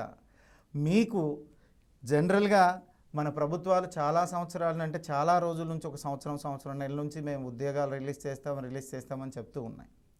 ఎవరు మీరు చదవలేదు సీరియస్గా, ఒక 10% ఎవరైనా సీరియస్గా ఉంటే వాళ్ళు ఖచ్చితంగా సక్సెస్ అవుతారండి, నో డౌట్. అయినా ఇప్పటి నుంచి చదివే వాళ్ళైనా గుర్తుపెట్టుకోండి, ఇప్పటి నుంచి ఈ 2 నెలలైనా కూడా మీరు సీరియస్గా త్రికరణ శుద్ధిగా ప్రతిరోజు 10 గంటలు చదివి నేను చెప్పినట్లుగా ఒక 2 గంటలు ప్రాక్టీస్ చేస్తే సక్సెస్ అన్నటువంటిది ఖచ్చితంగా వస్తుంది. ఇక రెండో విషయం, సార్ మరి ప్రిలిమ్స్ మెయిన్స్ 2 బ్యాలెన్సింగ్ ఎలా? ఇది ఎక్కువ మంది అడుగుతున్నటువంటి ప్రశ్న అండి. సమ్ పీపుల్ ఇప్పుడు నన్ను అడిగారు, సార్ ఈ టైంలో మెయిన్స్ చదవడం రైటా? గుర్తుపెట్టుకోండి అమ్మా, మెయిన్స్ చదివినా మీకు విషయం అదే, ప్రిలిమ్స్ చదివినా విషయం అదే. అయితే మెయిన్స్లో మీరు క్వశ్చన్ అండ్ ఆన్సర్స్ అన్నటువంటిది రాస్తారు, దాన్ని డిస్క్రిప్టివ్ మోడ్లో రాస్తారు. ప్రిలిమ్స్లో అదే విషయాన్ని మీరు మల్టిపుల్ చాయిస్లోకి వస్తారు. సో ఇది మెయిన్సా ప్రిలిమ్సా అనడం కన్నా ముందు విషయాన్ని నేర్చుకోవడం మీదనే, సబ్జెక్టుని నేర్చుకోవడం మీదనే ప్రాధాన్యత ఇవ్వండి. ఒకసారి మీరు సబ్జెక్టు నేర్చుకుంటే ఆ సబ్జెక్టుని ప్రిలిమ్స్కి మోల్డ్ అవ్వచ్చు, మెయిన్స్కి మోల్డ్ అవ్వచ్చు. సాధారణంగా వెరీ గుడ్ ప్రిపరేషన్ ఏంటంటే ప్రిలిమ్స్తో పాటుగా 6 సబ్జెక్టులు మెయిన్స్లో ఉంటాయి మనకు. ఈ 6 సబ్జెక్టుల్లో ఏదో ఒక 3 సబ్జెక్టులని ప్రిలిమ్స్తో పాటుగానే కంప్లీట్ చేసుకోవాలి. ఎందుకంటే ప్రిలిమ్స్ అనేది కేవలం క్వాలిఫైయింగ్ నేచర్ ఆఫ్ ఎగ్జామ్, అర్హత నిర్ణయించేటువంటి పరీక్ష మాత్రమే. మీకు అర్హత వచ్చిన తర్వాత మిమ్మల్ని మార్కులను నిర్ణయించేది, ఉద్యోగాన్ని ఇచ్చేది మెయిన్స్ ఎగ్జామినేషన్. కాబట్టి ప్రిలిమ్స్ని నెగ్లెక్ట్ చేయకుండా ప్రిలిమ్స్ సక్సెస్ అవుతూనే ప్రిలిమ్స్ చదువుతూనే మెయిన్స్ని కూడా కలిపి చదవండి. అయితే 6 సబ్జెక్టులు చదవాల్సినటువంటి లాజిక్ ఇక్కడ మీకు నేను చెప్తాను. ప్రిలిమ్స్ కొరకు మీరు ఏదైతే చదువుతారో prelims point of view, mains point of view అని సపరేట్ చేసి చదవకండి. ఫస్ట్ సబ్జెక్టు నేర్చుకోండి. సబ్జెక్టు నేర్చుకున్న తర్వాత మెయిన్స్ క్వశ్చన్ అండ్ ఆన్సర్స్ ఎలా రాయాలి, సో ఫ్యాకల్టీస్ని వాళ్ళ దగ్గర దానికి సంబంధించినటువంటి సూచనలు సలహాలు తీసుకోండి. అదే అంశాన్ని ప్రిలిమ్స్ పాయింట్ ఆఫ్ వ్యూలో రాస్తే ఎలా, మల్టిపుల్ చాయిస్ పాయింట్ ఆఫ్ వ్యూలో ఎలా అన్న దాన్ని ప్రాక్టీస్ చేయండి. సో చెప్తే వినడం కన్నా ప్రాక్టీస్ చేస్తే మీకే అనుభవం అవుతుంది. ప్రిలిమ్స్లో ప్రాక్టీస్ చేయండి. మెయిన్స్ ఎగ్జామ్ అన్నటువంటి దాంట్లో రైటింగ్ అనేది చాలా చాలా ఇంపార్టెంట్. మెయిన్స్ సక్సెస్ ఫార్ములా గుర్తుపెట్టుకోండి. వేగవంతం, ఖచ్చితత్వం, అక్యురసీ అండ్ స్పీడ్నెస్. ఎవరికైతే వేగవంతం, ఖచ్చితత్వం ఉంటాయో వారికే సక్సెస్ అన్నటువంటిది అందుతుంది. ఆ పీపుల్ మాత్రమే సక్సెస్ అవ్వడానికి అవకాశం ఉంటుంది. ఈ 2 అంశాలను మీరు మర్చిపోవద్దండి. అందుకోసమే ప్రిలిమ్స్ కోసం మీరు ఎలా అయితే డైలీ 2 గంటలు బిట్స్ ప్రాక్టీస్ చేయమని చెప్తున్నానో, మెయిన్స్ కోసం 1 గంట కేటాయించండి. మెయిన్స్ కోసం, మెయిన్స్లో రైటింగ్ కోసమే 1 గంట కేటాయించండి. మిగతా సబ్జెక్ట్ అంతా ఒకటే, ప్రిలిమ్స్కైనా మెయిన్స్కైనా విషయం ఒకటే. ప్రజెంటేషన్లో మాత్రమే తేడా ఉంటుంది. మెయిన్స్లో వేగవంతానికి ఎక్కువగా ప్రాధాన్యత ఇస్తున్నారు కాబట్టి 1 గంట మెయిన్స్ రైటింగ్ ప్రాక్టీస్ చేయండి. 2 గంటలు ప్రిలిమ్స్ బిట్స్ ప్రాక్టీస్ చేయండి. ఈ 3 గంటలు అన్నటువంటివి మీ ప్రిపరేషన్లో కంపల్సరిగా ఉంచండి. మీరు ఏ సబ్జెక్ట్ చదివినా, ఏ పుస్తకం చదివినా, ఏ చాప్టర్ చదివినా ఆ చాప్టర్కి సంబంధించినటువంటి బిట్స్ని ప్రాక్టీస్ చేయండి. ఆ చాప్టర్ మీద గ్రూప్ 1లో మెయిన్స్ తరహాలో ప్రశ్న ఎలా వస్తుంది రాసుకొని దాన్ని ప్రాక్టీస్ చేయండి. ఖచ్చితంగా గంటలో 5 క్వశ్చన్స్ రాస్తున్నామా లేదా, 12 నిమిషాల వ్యవధిలో 150 పదాలను, 150 నుంచి 200 పదాలను రాస్తున్నామా లేదా అన్నటువంటి దాని మీద ఫోకస్ పెట్టండి. సో ఈ ఫోకస్ అనేది మీకు చాలా చాలా ఇంపార్టెంట్. నెక్స్ట్ విషయం మాట్లాడతా. సమ్ ఆఫ్ మై స్టూడెంట్స్, నా విద్యార్థులు అడుగుతున్నారు, సార్ బుక్స్ ఏం చదవాలండి, మెయిన్స్కి ఏం బుక్స్ చదవాలి, ప్రిలిమ్స్కి ఏం బుక్స్ చదవాలి, ఎకానమీకి అంటున్నారు. సో వెరీ గుడ్ క్వశ్చన్ అండి. సార్ గుర్తుపెట్టుకోండి, ముందుగా 2 సర్వేలు, 2 బడ్జెట్లు, సో ప్రభుత్వ విధానాలు చదివేయండి. దీనికి కావాల్సి మీరు బయట పుస్తకాలు ఏమీ చదవాల్సిన అవసరం లేదు. ప్రభుత్వమే అధికారికంగా బుక్స్ ఇచ్చింది. ఇంకా socio economic survey of Telangana విషయానికి వస్తే ఇంగ్లీష్లో చక్కగా తెలంగాణ గవర్నమెంటే పుస్తకం రిలీజ్ చేసిందండి. చాలా సింపుల్ లాంగ్వేజ్ ఉంది అందులో, మీకు ఈజీగా అర్థమవుతుంది. గ్రూప్ 1 స్టాండర్డ్ ఉండేటువంటి వాళ్ళు, గ్రూప్ 1 సక్సెస్ అయ్యేటువంటి వాళ్ళు ఆ మాత్రం ఇంగ్లీష్ని అర్థం చేసుకోగలరు. అదేం పెద్ద డిఫికల్ట్గా లేదు. ఆ పుస్తకం చదవండి. సో తెలంగాణ ప్రభుత్వం ఇచ్చినటువంటి సర్వే పుస్తకాన్ని మీరు ఒకసారి చదవండి. దీన్నే కొన్ని ప్రైవేట్ సంస్థలు తెలుగులోకి ట్రాన్స్లేట్ చేశాయండి. మీరు ఒకసారి ఇంగ్లీష్లో చదివి ఆ తెలుగులో ఉండేటువంటి బుక్ చదవండి, క్లియర్గా మీకు అర్థమవుతుంది. ఇక మెయిన్స్ పాయింట్ ఆఫ్ వ్యూ కావచ్చు, ప్రిలిమ్స్ పాయింట్ ఆఫ్ వ్యూ కావచ్చు, సర్వే 2 పుస్తకాలు, బడ్జెట్ అఫీషియల్లీ గవర్నమెంట్ రిలీజ్ చేసినటువంటి వాటినే చదవండి. పథకాలకు మంచి పుస్తకం మార్కెట్లో ఏది ఉంటే అది చదవండి. దీనికి ప్లానింగ్ కమిషన్ సైట్ కూడా చాలా ఉపయోగపడుతుంది. ప్లానింగ్ కమిషన్ సైట్ చదవండి. సో ప్లానింగ్ కమిషన్ సైట్ చదవండి.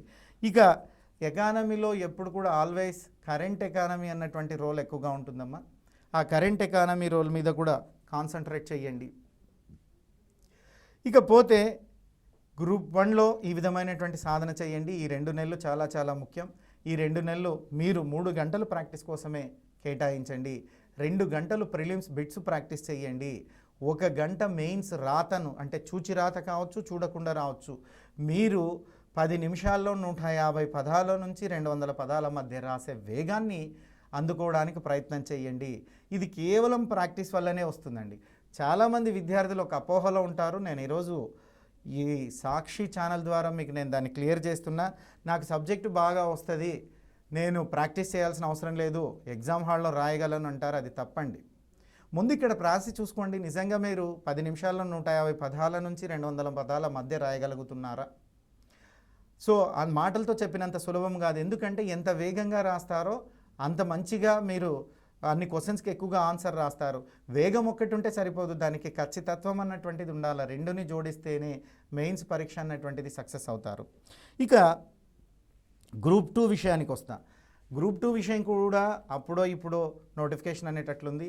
నోటిఫికేషన్ కోసం ఎదురు చూడొద్దండి, అది ప్రభుత్వం పని. ఆ ప్రభుత్వం నోటిఫికేషన్ ఇస్తుంది, ఏదో ఒక రోజు ఇస్తుంది, ఏదో ఒక రోజు ఎగ్జామ్ పెడుతుంది. ఆల్రెడీ మీకు ఏ క్షణాన్నైనా ఇవ్వచ్చు. మరి గ్రూప్ 2 అండ్ 3కి ఒక 4th పేపర్ తప్ప రిమైనింగ్ పేపర్స్ అన్నీ కామన్గా ఉంటాయి. రెండింటిలో కామన్గా ఉండేటువంటి పేపర్ ఏంటయ్యా అంటే ఎకానమీ. ఇక్కడ కూడా ఎకానమీ 150 మార్క్స్కి ఉంటుంది. సో అయితే గ్రూప్ 1లో అయితే 3 గంటల సమయం ఉంటుంది, గ్రూప్ 2లో అయితే 2.5 గంటల సమయం మాత్రమే ఉంటుంది. గ్రూప్ 2లో అయితే 2.5 గంట సమయం ఉంది. గ్రూప్ 2 అభ్యర్థులు ముఖ్యంగా గుర్తుపెట్టుకోండి, ఈ రోజు నుంచి మీరు ఏం చదివారో గతమండి, ఈ రోజు నుంచి అయినా మీరు సీరియస్గా చదవండి. ఖచ్చితంగా సక్సెస్ అయ్యే విధంగా మీరు ప్లాన్ చేసుకోవాలా ఎకానమీ సబ్జెక్టులో. అంటే మీరు ఫస్ట్గా ఓన్గా ఓపికతో నోట్స్ రాయడం మొదలుపెట్టండి. ముందుగా ఒక 1 వీక్ టు 10 డేస్ మధ్యలో ఎకానమికల్ టర్మినాలజీకి కేటాయించండి. ఆర్థిక పరిభాషా పదం మీద అవగాహన పెంచుకోండి. గ్రూప్ 2లో మరికొంత ఎక్కువగా దీని మీద ప్రశ్నలు అడుగుతారు. ఒక పదం, అర్థము, నిర్వచనము. For example per capital income అంటారండి, తలసరి ఆదాయము అంటున్నారు. ఈ తలసరి ఆదాయం అంటే ఏంటి? తలసరి ఆదాయాన్ని ఎలా నిర్వచిస్తారు? తలసరి ఆదాయాన్ని బేస్ ఇయర్ అంటే బేస్ ఇయర్ ప్రైజెస్ అంటారు. అంటే ఆధారిత సంవత్సరంలో ఎందుకు కొలవాలి? అదేవిధంగా చూసినట్లయితే కరెంటు ప్రైజెస్లో అంటే ప్రస్తుత సంవత్సరంలో కొలిస్తే ఏమవుతుంది? ఈ రెండిట్లో ఎందుకు బేస్ ఇయర్ తీసుకుంటారు? బేస్ ఇయర్ని ఎలా తీసుకుంటారు? ఇవన్నీ కూడా టర్మినాలజీ మీద ఉంటుంది. ఇప్పుడు వైద్యానికి ఎలా భాష ఉంటుందో ఎకానమీకి కూడా అలా భాష ఉంటుంది. ఎకానమీ పరిభాషలో తలసరి ఆదాయం అంటారు. ఆ తలసరి ఆదాయం అంటే ఏంటి కనుక్కోండి. జాతీయ ఆదాయం అంటే ఏంటి నేర్చుకోండి. జీడిపి అంటే నేర్చుకోండి. జిఎన్పి అంటే నేర్చుకోండి. ఇదంతా కూడా మీరు సబ్జెక్ట్లోకి వెళ్ళే ముందు, మీ కోచింగ్ సెంటర్ల పుస్తకాలు చదివే ముందు, మార్కెట్లో మీకు దొరికే పుస్తకాలు చదివే ముందు ఒక్కసారిగా ఎకానమీ టర్మినాలజీ నేర్చుకునే ప్రయత్నం చేయండి. ప్రతి పదానికి నిర్వచనం ఉంటుంది, ఆ నిర్వచనం మీద అవగాహన పెంచుకోండి. సో వీటి మీద ప్రశ్నలు ఎక్కువగా అడుగుతున్నారు, వీటి మీదనే. ఇవన్నీ బేసిక్స్ అమ్మ. ఈ బేసిక్స్ కొరకు మీకు చాలామంది చెప్తారు స్కూల్ బుక్స్ చదవండి, ఇంటర్మీడియట్ బుక్స్ చదవండి, డిగ్రీ బుక్స్ చదవండి. సో ఓకే, ఏది చదివినా తప్పు లేదు. అయితే అది మీ సిలబస్లో ఉండేటువంటి కంటెంట్ రిలేటెడా కాదా అన్న విషయం మాత్రమే మీరు కాన్సన్ట్రేట్ చేయండి. మీరు సిలబస్ కాపీ ముందు పెట్టుకొని సిలబస్ కాపీలో ఉండేటువంటి టాపిక్స్ గురించి చూడండి. ఆ టాపిక్స్కి వచ్చేటువంటి ఎకనామికల్ టర్మినాలజీ అన్నటువంటి పుస్తకాన్ని చదవండి. మార్కెట్లో ఎకనామికల్ టర్మినాలజీ మీద చాలా పుస్తకాలే ఉన్నాయి. బేసిక్గా ముందు మీరు ఆ ఎకనామికల్ టర్మినాలజీ పుస్తకం చదివిన తర్వాతనే సబ్జెక్ట్లోకి వెళ్ళండి. సబ్జెక్ట్లోకి వెళ్ళేటప్పుడు గుర్తుపెట్టుకోండి, ఎకానమీలో 30% ఆఫ్ ది సబ్జెక్ట్ ఎప్పుడు మారుతూ ఉంటుంది. దీన్నే మనం కరెంట్ ఎకానమీ అని పిలుస్తున్నాము. ఈ కరెంట్ ఎకానమీ చదివేటప్పుడు అంతర్జాతీయ సంస్థలు, వాటి నివేదికలు చాలా ఇంపార్టెంట్. సో తర్వాత ఏ ర్యాంక్ వచ్చినా కూడా, అంటే నేషనల్ లెవెల్లో కానీ ఇంటర్నేషనల్ లెవెల్లో కానీ ఏ ర్యాంక్ వచ్చినా కూడా ఆ ర్యాంకు మీద మనల్ని ప్రశ్న అడిగేటువంటి అవకాశం ఉంది. సో ఆ ర్యాంకులను మీరు కాన్సన్ట్రేట్ చేయండి. తర్వాత జీడిపి, జిఎన్పిలు మారుతూ ఉంటాయి. ఒక్కొక్క సంస్థ ఒక్కొక్క రేటింగ్ ఇస్తుంటుంది. ఆ రేటింగ్ మీద కూడా కాన్సన్ట్రేట్ చేయండి. సో చాలాసార్లు భారతదేశం సుస్థిరాభివృద్ధిలో భారతదేశం ర్యాంక్ ఎంత అంటాడు, మానవ అభివృద్ధిలో భారతదేశం ర్యాంక్ ఎంత అంటాడు, అవినీతిలో భారతదేశం ర్యాంక్ ఎంత అంటారు. సో నివాసయోగ్యమైనటువంటి స్థలాలలో భారతదేశపు ర్యాంక్ ఎంత అంటారు. అంటే ఈ ర్యాంక్స్ మీద ఖచ్చితంగా మనకు 2-3 బిట్స్ పడుతున్నాయి. అన్ని రకాలైనటువంటి ర్యాంక్స్ని మీరు చదవండి. అంటే ఇట్స్ కరెంట్ పాయింట్ ఆఫ్ వ్యూలో. తర్వాత ఎప్పుడు కూడా ఆర్బీఐ అన్నటువంటిది తన సో ప్రతి 3 నెలలకు ఒకసారి ఆర్బీఐ తన యొక్క పాలసీస్ని మార్చుతూ ఉంటుంది. ఈ పాలసీస్ మార్చేటప్పుడు repo rate, reverse repo rate, so CRR, CLR, CAR ఇలాంటి కొన్ని మారుతూ ఉంటాయి, కొన్ని పదాలు మారుతూ ఉంటాయి. వాటి యొక్క నిర్వచనం ఏంటి, అర్థం ఏంటి, నిర్వచనం ఏంటి, ప్రస్తుతం ఎంత ఉంది, ఈ 3 అంశాల మీద కాన్సన్ట్రేట్ చేసి నేర్చుకోండి. సో మీకు అర్థమవుతుంది. వాస్తవం చెప్పాలి అంటే తెలంగాణ గ్రూప్ 2 ఎకానమీలో, ఇండియన్ ఎకానమీలో సిలబస్ ఏమి పెద్దగా మిమ్మల్ని ఇబ్బంది పెట్టేటువంటిది లేదండి. భారత పంచవర్ష ప్రణాళికలో ఉంది. అది ఫ్యాక్ట్స్ బేస్డ్ ఇన్ఫర్మేషన్ మీరు గట్టిగా చదివినారంటే ఖచ్చితంగా దాంట్లో వచ్చే బిట్స్ ఏది కూడా మిస్ కాదు. Another most easiest chapter is పేదరికం నిరుద్యోగం. ఈ పేదరికం నిరుద్యోగం చాప్టర్ని కూడా మీరు చదవండి. ఇందులో కూడా మీకు పెద్దగా అప్డేట్స్ ఉండవు కాబట్టి ఇందులో కూడా మీరు సెంట్ మార్క్స్ తెచ్చుకోవడానికి ప్రయత్నం చేయండి. ఇక మూడోది ఏంటంటే జాతీయ ఆదాయం. సో ఈ జాతీయ ఆదాయాన్ని బాగా చదవండి, అప్లికేషన్ అర్థం చేసుకుంటూ చదవండి, అవగాహనతో చదవండి, వస్తుంది. సో జాతీయ ఆదాయంలో మీకు టర్మినాలజీ మీద కమాండింగ్ ఉంటే జాతీయ ఆదాయం అతి సులువుగా అర్థమవుతుంది. దీని తర్వాత ఆర్థిక అభివృద్ధి అన్నటువంటిది. సో వృద్ధి సిద్ధాంతాలకు సంబంధించి 4th యూనిట్ ఇంకొక యూనిట్ ఉంది. ఈ 4 యూనిట్లే గ్రూప్ 2 అండ్ గ్రూప్ 3 సిలబస్లో మెన్షన్ చేశారండి ఇండియన్ ఎకానమీకి సంబంధించి. అంటే ఒక్కొక్క యూనిట్ని మనం మొత్తం 4 యూనిట్లు కలిపి 50 మార్కులకు కాబట్టి ఒక్కొక్క యూనిట్ నుంచి 12 మార్కులు వస్తాయి అనుకోవచ్చు. ఈ 12 మార్కులను మనం ఎలా సాధించాలన్నటువంటి దాని మీదనే కాన్సన్ట్రేట్ చేయాలన్నటువంటిది ఇంపార్టెంట్. ఇక రెండవ సెక్షన్లో కూడా 4 ఉన్నాయి. అందులో మొదటిదే ఆంధ్ర ప్రాంతంలో తెలంగాణ అంశంలో జరిగినటువంటి దోపిడీలు ఏ విధంగా ఉన్నాయన్నటువంటిది అడిగారు. తర్వాత భూ సంస్కరణలు అడిగారు. భూ సంస్కరణలు అనేటువంటి చాప్టర్ ఉంది. ఆ తర్వాత ఆంధ్రప్రదేశ్ తెలంగాణ రాష్ట్ర వ్యవసాయం ఉంది. అదేవిధంగా చూసినట్లయితే తెలంగాణ రాష్ట్రం యొక్క పరిశ్రమలు సేవల రంగం గురించి క్వశ్చన్ అడగడం అన్నటువంటిది జరిగింది. సో ఇవి తర్వాత 3rd సెక్షన్ డెవలప్మెంటల్ ఎకానమీ. దాంట్లో 1991 ఎకనామిక్స్ రిఫార్మ్స్, వలసలు, ఈ విధంగా 4 చాప్టర్స్ అడగడం అన్నటువంటిది జరిగింది. ముందుగా సిలబస్ మీద అవగాహన పెంచుకోండి. సిలబస్లో ఒక్క టాపిక్కే చదవండి, ఒక్కొక్క చాప్టర్ చదవండి అమ్మా, టైం ఉంది కాబట్టి. ఆ చాప్టర్కి సంబంధించినటువంటి బిట్స్ ప్రాక్టీస్ చేయండి. ఎప్పుడైతే మీరు బిట్స్ ప్రాక్టీస్ చేస్తారో మీకు ఆ సబ్జెక్ట్ ఎంతవరకు అర్థమైంది అన్నటువంటి విషయం వస్తుంది. గ్రూప్ 2కి గ్రూప్ 3కి పెద్దగా తేడా ఏమీ లేదండి ఎకానమీ విషయంలో, ఎందుకంటే సేమ్ సిలబస్. 3 అయినా ఎకానమీ అదే సిలబస్ ఉంది, 2 అయినా అదే సిలబస్ ఉంది. సో డిఫరెన్స్ ఏంటంటే 4th పేపర్ అడిషనల్గా తెలంగాణ మూమెంట్ అన్నటువంటి పేపర్ యాడ్ అవుతుంది గ్రూప్ 2లో. ఇవి మీరు అభ్యర్థులు గుర్తుపెట్టుకోండి. ఇక జనరల్ స్టడీస్ పాయింట్ ఆఫ్ వ్యూకి వస్తే అంటే రిమైనింగ్ గ్రూప్ 4 ఎగ్జామ్ కావచ్చు, సబ్ ఇన్స్పెక్టర్ ఎగ్జామ్ కావచ్చు, కానిస్టేబుల్ ఎగ్జామ్ కావచ్చు, ఇతర ఎగ్జామ్లో జనరల్ స్టడీస్ పాయింట్లో ఎకానమీ చదవాల్సి వస్తే ఎక్కువగా ఇండియన్ ఎకానమీకి ఫోకస్ ఇవ్వండి. అందులో కూడా ఎకానమీలో ఎప్పుడు కరెంట్ రిలేటెడ్ క్వశ్చన్స్ ఎక్కువగా అడుగుతారు కాబట్టి మీరు దానికి సంబంధించినటువంటి సోషో ఎకనామిక్ సర్వే, బడ్జెట్ చదవండి. 2 అంటే భారతదేశం యొక్క సోషో ఎకనామిక్ సర్వే, భారతదేశం యొక్క బడ్జెట్, తెలంగాణ యొక్క socio economic survey, Telangana budget, Telangana పాలసీసు, Telangana schemes, వీటి మీదనే మీకు ఎక్కువగా క్వశ్చన్స్ అడుగుతారు. అంటే 150 మార్క్స్కు కాకుండా, అంటే గ్రూప్ 2 గ్రూప్ 3 కాకుండా మిగతా అన్ని ఎగ్జామ్స్ కూడా ఇండియన్ ఎకానమీ చదువుతూ ఎవరైతే ఈ సోషో ఎకనామిక్ సర్వేలు 2 బడ్జెట్లు చదివి, పథకాలను చదివి, పాలసీస్ని చదువుతారో వాళ్ళు మంచి స్కోర్ తెచ్చుకునేటువంటి అవకాశం ఉంది. మళ్ళీ చెప్తున్నా, గుర్తుపెట్టుకోండి, ఎకానమీ చదవడం ఎంత ముఖ్యమో ప్రాక్టీస్ చేయడం కూడా అంతే ముఖ్యము. చదివిన దాన్ని మీరు రాసే ఎగ్జామ్ మల్టిపుల్ చాయిస్ ఎగ్జామ్ అయితే బిట్స్ ప్రాక్టీస్ చేయండి. సో లేదు డిస్క్రిప్టివ్ మోడ్ అయితే ఆ అంశాన్ని డిస్క్రిప్ట్ మోడ్లో ఎలా రాయాలన్నటువంటి దాన్ని ప్రాక్టీస్ చేయండి. గుర్తుపెట్టుకోండి, అభ్యర్థులందరూ కూడా కాన్సంట్రేషన్ లెవెల్స్ ఎవరైతే ప్రారంభంలో ఉండేటువంటి శ్రద్ధ, ఆసక్తిని చివరి దాకా మెయింటైన్ చేస్తారో వారికే సక్సెస్ వస్తుంది. మరి ఈరోజు చూసినట్లయితే మన సాక్షి ఎడ్యుకేషనల్ ఛానల్ వంటి వారు సాక్షి పేపర్లో బిట్స్ ఇవ్వడం అన్నటువంటిది జరుగుతుంది. అదేవిధంగా సైట్లో కూడా articles, previous questions, so bits అన్నీ పెడుతున్నారు. ప్రాక్టీస్ చేయండి అమ్మా. ఎక్కడ బిట్ దొరికినా ప్రాక్టీస్ చేయండి. అది ప్రైవేట్ పబ్లికేషన్స్ కావచ్చు, ఇంకోటి కావచ్చు. ముందు బిట్కు మీరు ఆన్సర్ చేయగలుగుతున్నారా లేదా అని ప్రాక్టీస్. రివిజన్. మిమ్మల్ని ఉద్యోగస్తులు చేసేటువంటి ఏకైక మంత్రం ఏంటయ్యా అంటే ప్రాక్టీసు రివిజను.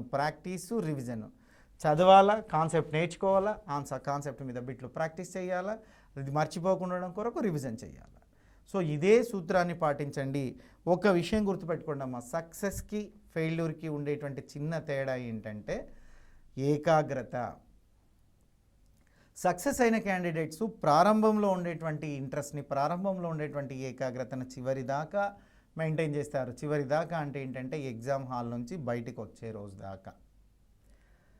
ఫెయిల్యూర్ అయ్యే స్టూడెంట్స్ ఏం చేస్తారంటే స్టార్టింగ్లో 3 వచ్చినప్పుడు బాగా చదివి, సో 3 లేనప్పుడు అసలే చదవకపోవడం, మళ్ళీ 3 వచ్చినప్పుడు పీక్గా చదవడం, ఎక్కువ గంటలు చదివినప్పుడు మళ్ళీ చదువుకు 3 వచ్చినప్పుడు చదవకపోవడం అన్నటువంటిది చేస్తారు. అది మంచిది కాదు. ఆ అలవాటు ఉంటే మానుకోండి. ఏమి జరిగినా, ఇంకా మీ మాటల్లో చెప్పాలంటే ఉరుములు ఉరిమినా, నిప్పులు చెరిగినా రోజుకి 10 గంటలు చదవాలా, 8 నుంచి 10 గంటలకు చదవాలన్నటువంటి మీ దీక్షను మీరు ఎటువంటి పరిస్థితుల్లో వదలకండి. మొక్కువోని దీక్ష ఉంటేనే సక్సెస్ అనేటువంటిది వస్తుంది. నాకు తెలుసు మీకు అందరికీ బలమైన కోరిక ఉందని. మరి ఈ బలమైన కోరిక ఒక్కటి ఉంటే సరిపోదు. ఈ బలమైన కోరికను తీర్చుకోవడానికి మీరు అన్వేషించే మార్గాలేంటి?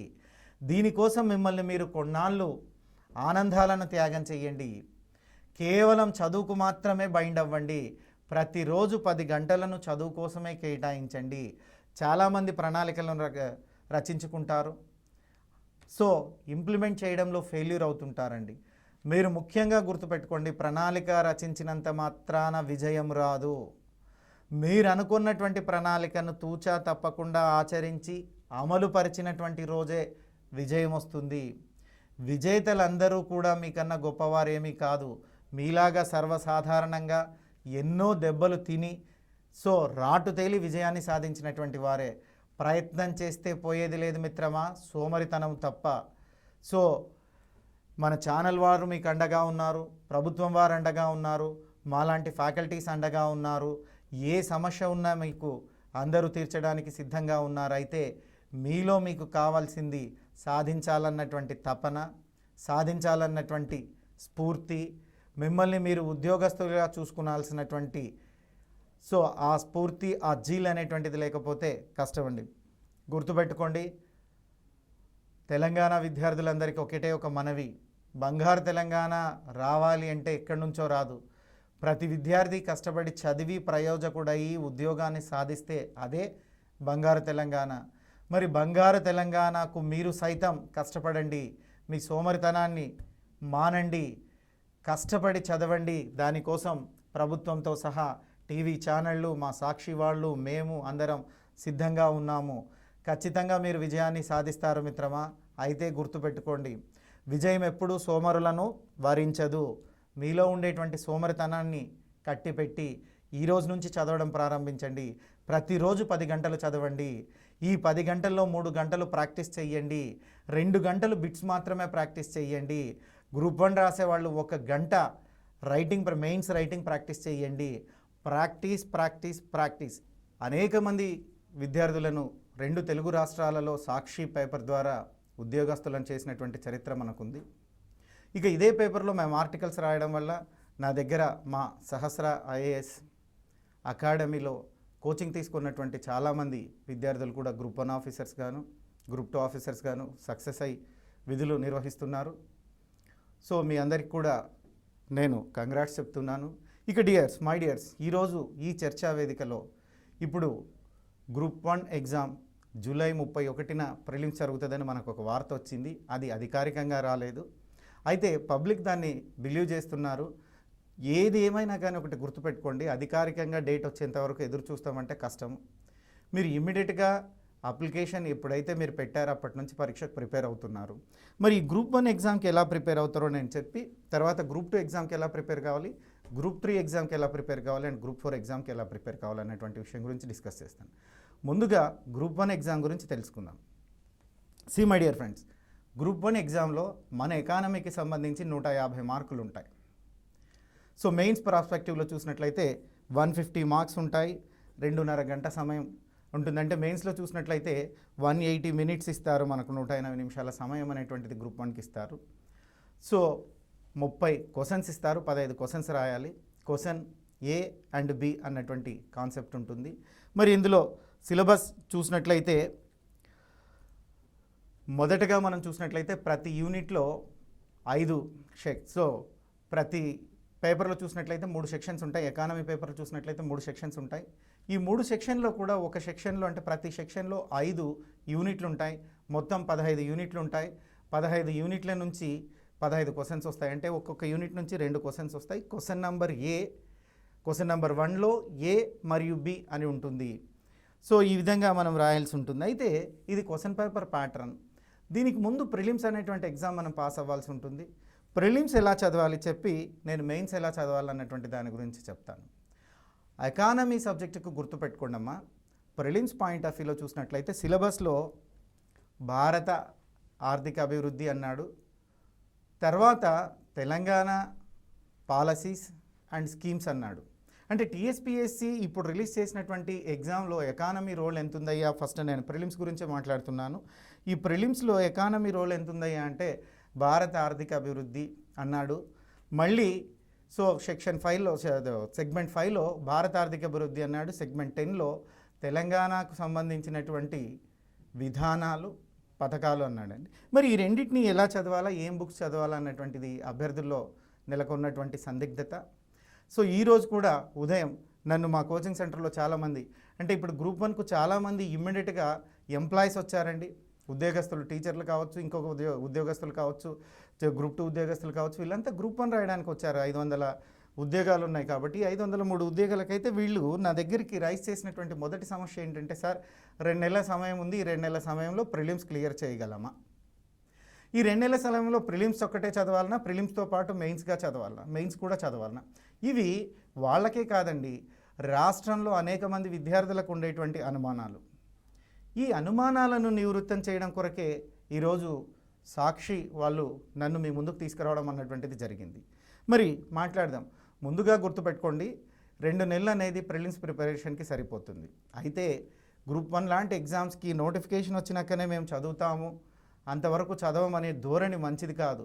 ఇంతకు ముందు నుండి చదువుతున్నటువంటి వారికి అడ్వాంటేజ్. అయితే ఇప్పుడే స్టార్ట్ చేసిన వాళ్ళ కోసం నేను చెప్తాను. ఇప్పుడే స్టార్ట్ చేసినటువంటి వాళ్ళు ముందుగా ఎకానమీ ఒకటే మాట్లాడదాం.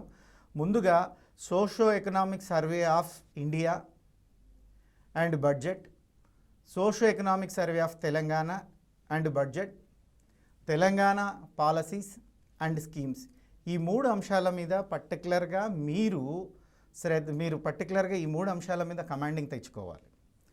See my dear friends, every year అంటే ప్రతి సంవత్సరం కూడా సోషో ఎకనామిక్ సర్వే అనేటువంటిది రిలీజ్ అవుతుంది. విద్యార్థులకు అందరికీ ఇది తెలిసినటువంటి విషయమే. ప్రిలిమ్స్లో ఎకానమీ ఎప్పుడు కూడా కరెంట్ ఎకానమీకే అధిక ప్రాధాన్యత ఇస్తారు. ఖచ్చితంగా ఇన్ని మార్కులు వస్తాయని మనం చెప్పలేము, కానీ వచ్చే మార్కుల్లో నుంచి కరెంట్ అఫైర్స్, కరెంట్ ఎకానమీ ప్రాధాన్యత ఎక్కువగా ఉంటున్నట్లుగా మనం చెప్పవచ్చును. దాంట్లో మనం ఖచ్చితంగా చూసినట్లయితే socio economic survey of India, socio economic survey of Telangana నుంచి ఎక్కువగా ప్రశ్నలు వస్తాయి. మొట్టమొదట మీరు ప్రిలిమ్స్ సక్సెస్ అవ్వాలన్నప్పుడు గుర్తుపెట్టుకోవాల్సింది, ఎకానమీలో ఫస్ట్ ఎకనామికల్ టర్మినాలజీ, ఆర్థిక పరిభాషా పదజాలము అంటారండి.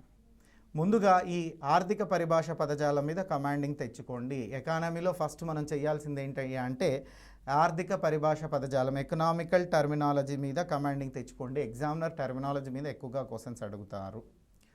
తర్వాత రెండోది socio economic survey of India. దీనికి పుస్తకాలు మీరు ఎక్కడ కొనాలి సార్ అని నన్ను అడగాల్సినటువంటి అవసరం ఏమీ లేదు. గవర్నమెంటే పబ్లిష్ చేసిందండి socio economic survey of India. అదేవిధంగా తెలంగాణ ప్రభుత్వం కూడా socio economic survey of Telangana అన్నటువంటి దానిని మనకు పబ్లిష్ చేసింది. ఇందులో మీరు అన్ని అంశాలు చదవాల్సిన అవసరం ఏమీ లేదు. ఆ book Indian socio economic survey చూసినట్లయితే ఎక్కువగా పేజెస్ ఉంటుంది, అన్ని పేజెస్ మీకు అక్కర్లేదు. మనము ఏం చదవాలి అంటే ప్రాథమిక రంగం గురించి చదవాలి, అదేవిధంగా పారిశ్రామిక రంగం, అదేవిధంగా సేవల రంగం. ఒక ముక్కలో చెప్పాలంటే ప్రాథమిక రంగం, పారిశ్రామిక రంగం, సేవల రంగం గురించి చదవడమే ఎకానమీ అని చెప్పొచ్చండి. ఈ రంగాలలో వచ్చినటువంటి మార్పులేంటి, చేర్పులేంటి, ఏ విధంగా ఉంది ఈ సంవత్సరం అన్నటువంటి దాన్ని మనం సోషో ఎకనామిక్ సర్వేలో చదవడం అంటూ జరుగుతూ ఉంది. ఇక చాలామంది నా దగ్గర రైజ్ చేసినటువంటి డౌట్లో, సార్ పథకాలు అన్నటువంటివి 2014 నుంచి చదవాలా, ఇప్పటి నుంచి చదవాలా అని చాలామంది నా దగ్గర డౌట్స్ రైజ్ చేస్తున్నారండి. మనకు తెలంగాణ రాష్ట్రం ఏర్పడినప్పటి నుంచి మనం గమనిస్తే 2014 నుంచి ఒకే ప్రభుత్వం ఉందండి, టీఆర్ఎస్ ప్రభుత్వమే ఉంది. కాబట్టి ఈ టీఆర్ఎస్ ప్రభుత్వం రాష్ట్రం ఏర్పడిన రోజు నుంచి ఏమేం పథకాలు చేసింది అన్నటువంటి పథకాలన్నింటి మీద అవగాహన కలిగి ఉండాలి. ఈ పథకాలను చదివేటప్పుడు చాలా లాజిక్గా మీరు చదవాలి. ఎందుకంటే ఏ పథకం గురించి వస్తారో తెలియదు. ఒక పథకం చదివేటప్పుడు కొన్ని పాయింట్స్ అభ్యర్థులు గుర్తుపెట్టుకోవాల్సినటువంటి అవసరం ఉంటుంది.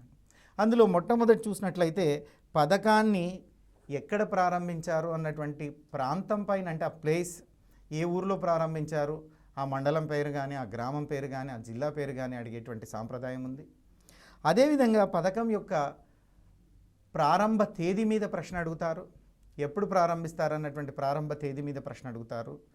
ఇక నెక్స్ట్ అదేవిధంగా చూసినట్లయితే పథకం యొక్క ఉద్దేశం మీద, అంటే లక్ష్యము అంటున్నాం, పథకాన్ని ఏ లక్ష్యంతో ఏర్పాటు చేశారన్నటువంటి లక్ష్యం మీద కూడా ప్రశ్న అడగడం అన్నటువంటిది జరుగుతూ ఉంది. ఆ తర్వాత చూసినట్లయితే ఆ పథకానికి నిధులు ఎక్కడి నుంచి సమకూర్చుతున్నారు, ఫండ్స్ నిధులు ఎక్కడి నుంచి సమకూర్చుతున్నారు అన్నటువంటి దాని మీద కూడా క్వశ్చన్ మనని అడిగేటువంటి అవకాశం ఉంది. ఈ నిధులను సమకూర్చడంలో చూసినట్లయితే కేంద్ర ప్రభుత్వం వాటా, రాష్ట్ర ప్రభుత్వం వాటా, కొన్నిసార్లు ఏవైనా అంతర్జాతీయ సంస్థలు ఆ స్కీమ్లో పార్టిసిపేట్ చేస్తుంటే ఆ అంతర్జాతీయ సంస్థ పేరు కూడా అడిగేటువంటి అవకాశం ఉంది. మరి ఒకవేళ ఈ పథకానికి ఏదైనా అవార్డ్స్, రివార్డ్స్ ఉంటే వాటి మీద కూడా క్వశ్చన్ అడుగుతారు. సో తర్వాత ప్రతి బడ్జెట్లో ఈ పథకానికి కేటాయించినటువంటి మొత్తం ఎంత అని అడుగుతారు. ఫర్ ఎగ్జాంపుల్ ఈ ఇయర్లో మీరు ఎగ్జామ్ జరుగుతున్నారు. సో ఇప్పుడు చూసినట్లయితే దీన్ని 22-23 బడ్జెట్ అంటారు. సో 22-23 బడ్జెట్లో కళ్యాణ లక్ష్మి పథకానికి ఎంత కేటాయించారు, సో ఆసరా పెన్షన్ పథకానికి ఎంత కేటాయించారు, రైతు బంధువుకు సో ఎంత కేటాయించారు, రకరకాలుగా, అంటే ఏది చూసినా కూడా ఈ సంవత్సరము కరెంట్ రిలేటెడ్గా ఈ పథకానికి ఎంత అమౌంట్ అన్నటువంటి దాన్ని ఏర్పాటు చేస్తున్నారు అన్నటువంటి దాని మీద మనం అవగాహన పెంచుకోవాలి. ఈ విధంగా ప్రిలిమ్స్, ఇక ప్రిలిమ్స్కు సంబంధించినటువంటి మరికొన్ని విషయాలను డిస్కస్ చేస్తాను. ప్రిలిమ్స్కు సంబంధించి మీరు ఎంత చదివినా ప్రాక్టీస్ చేయడం అన్నటువంటిది మర్చిపోవద్దండి.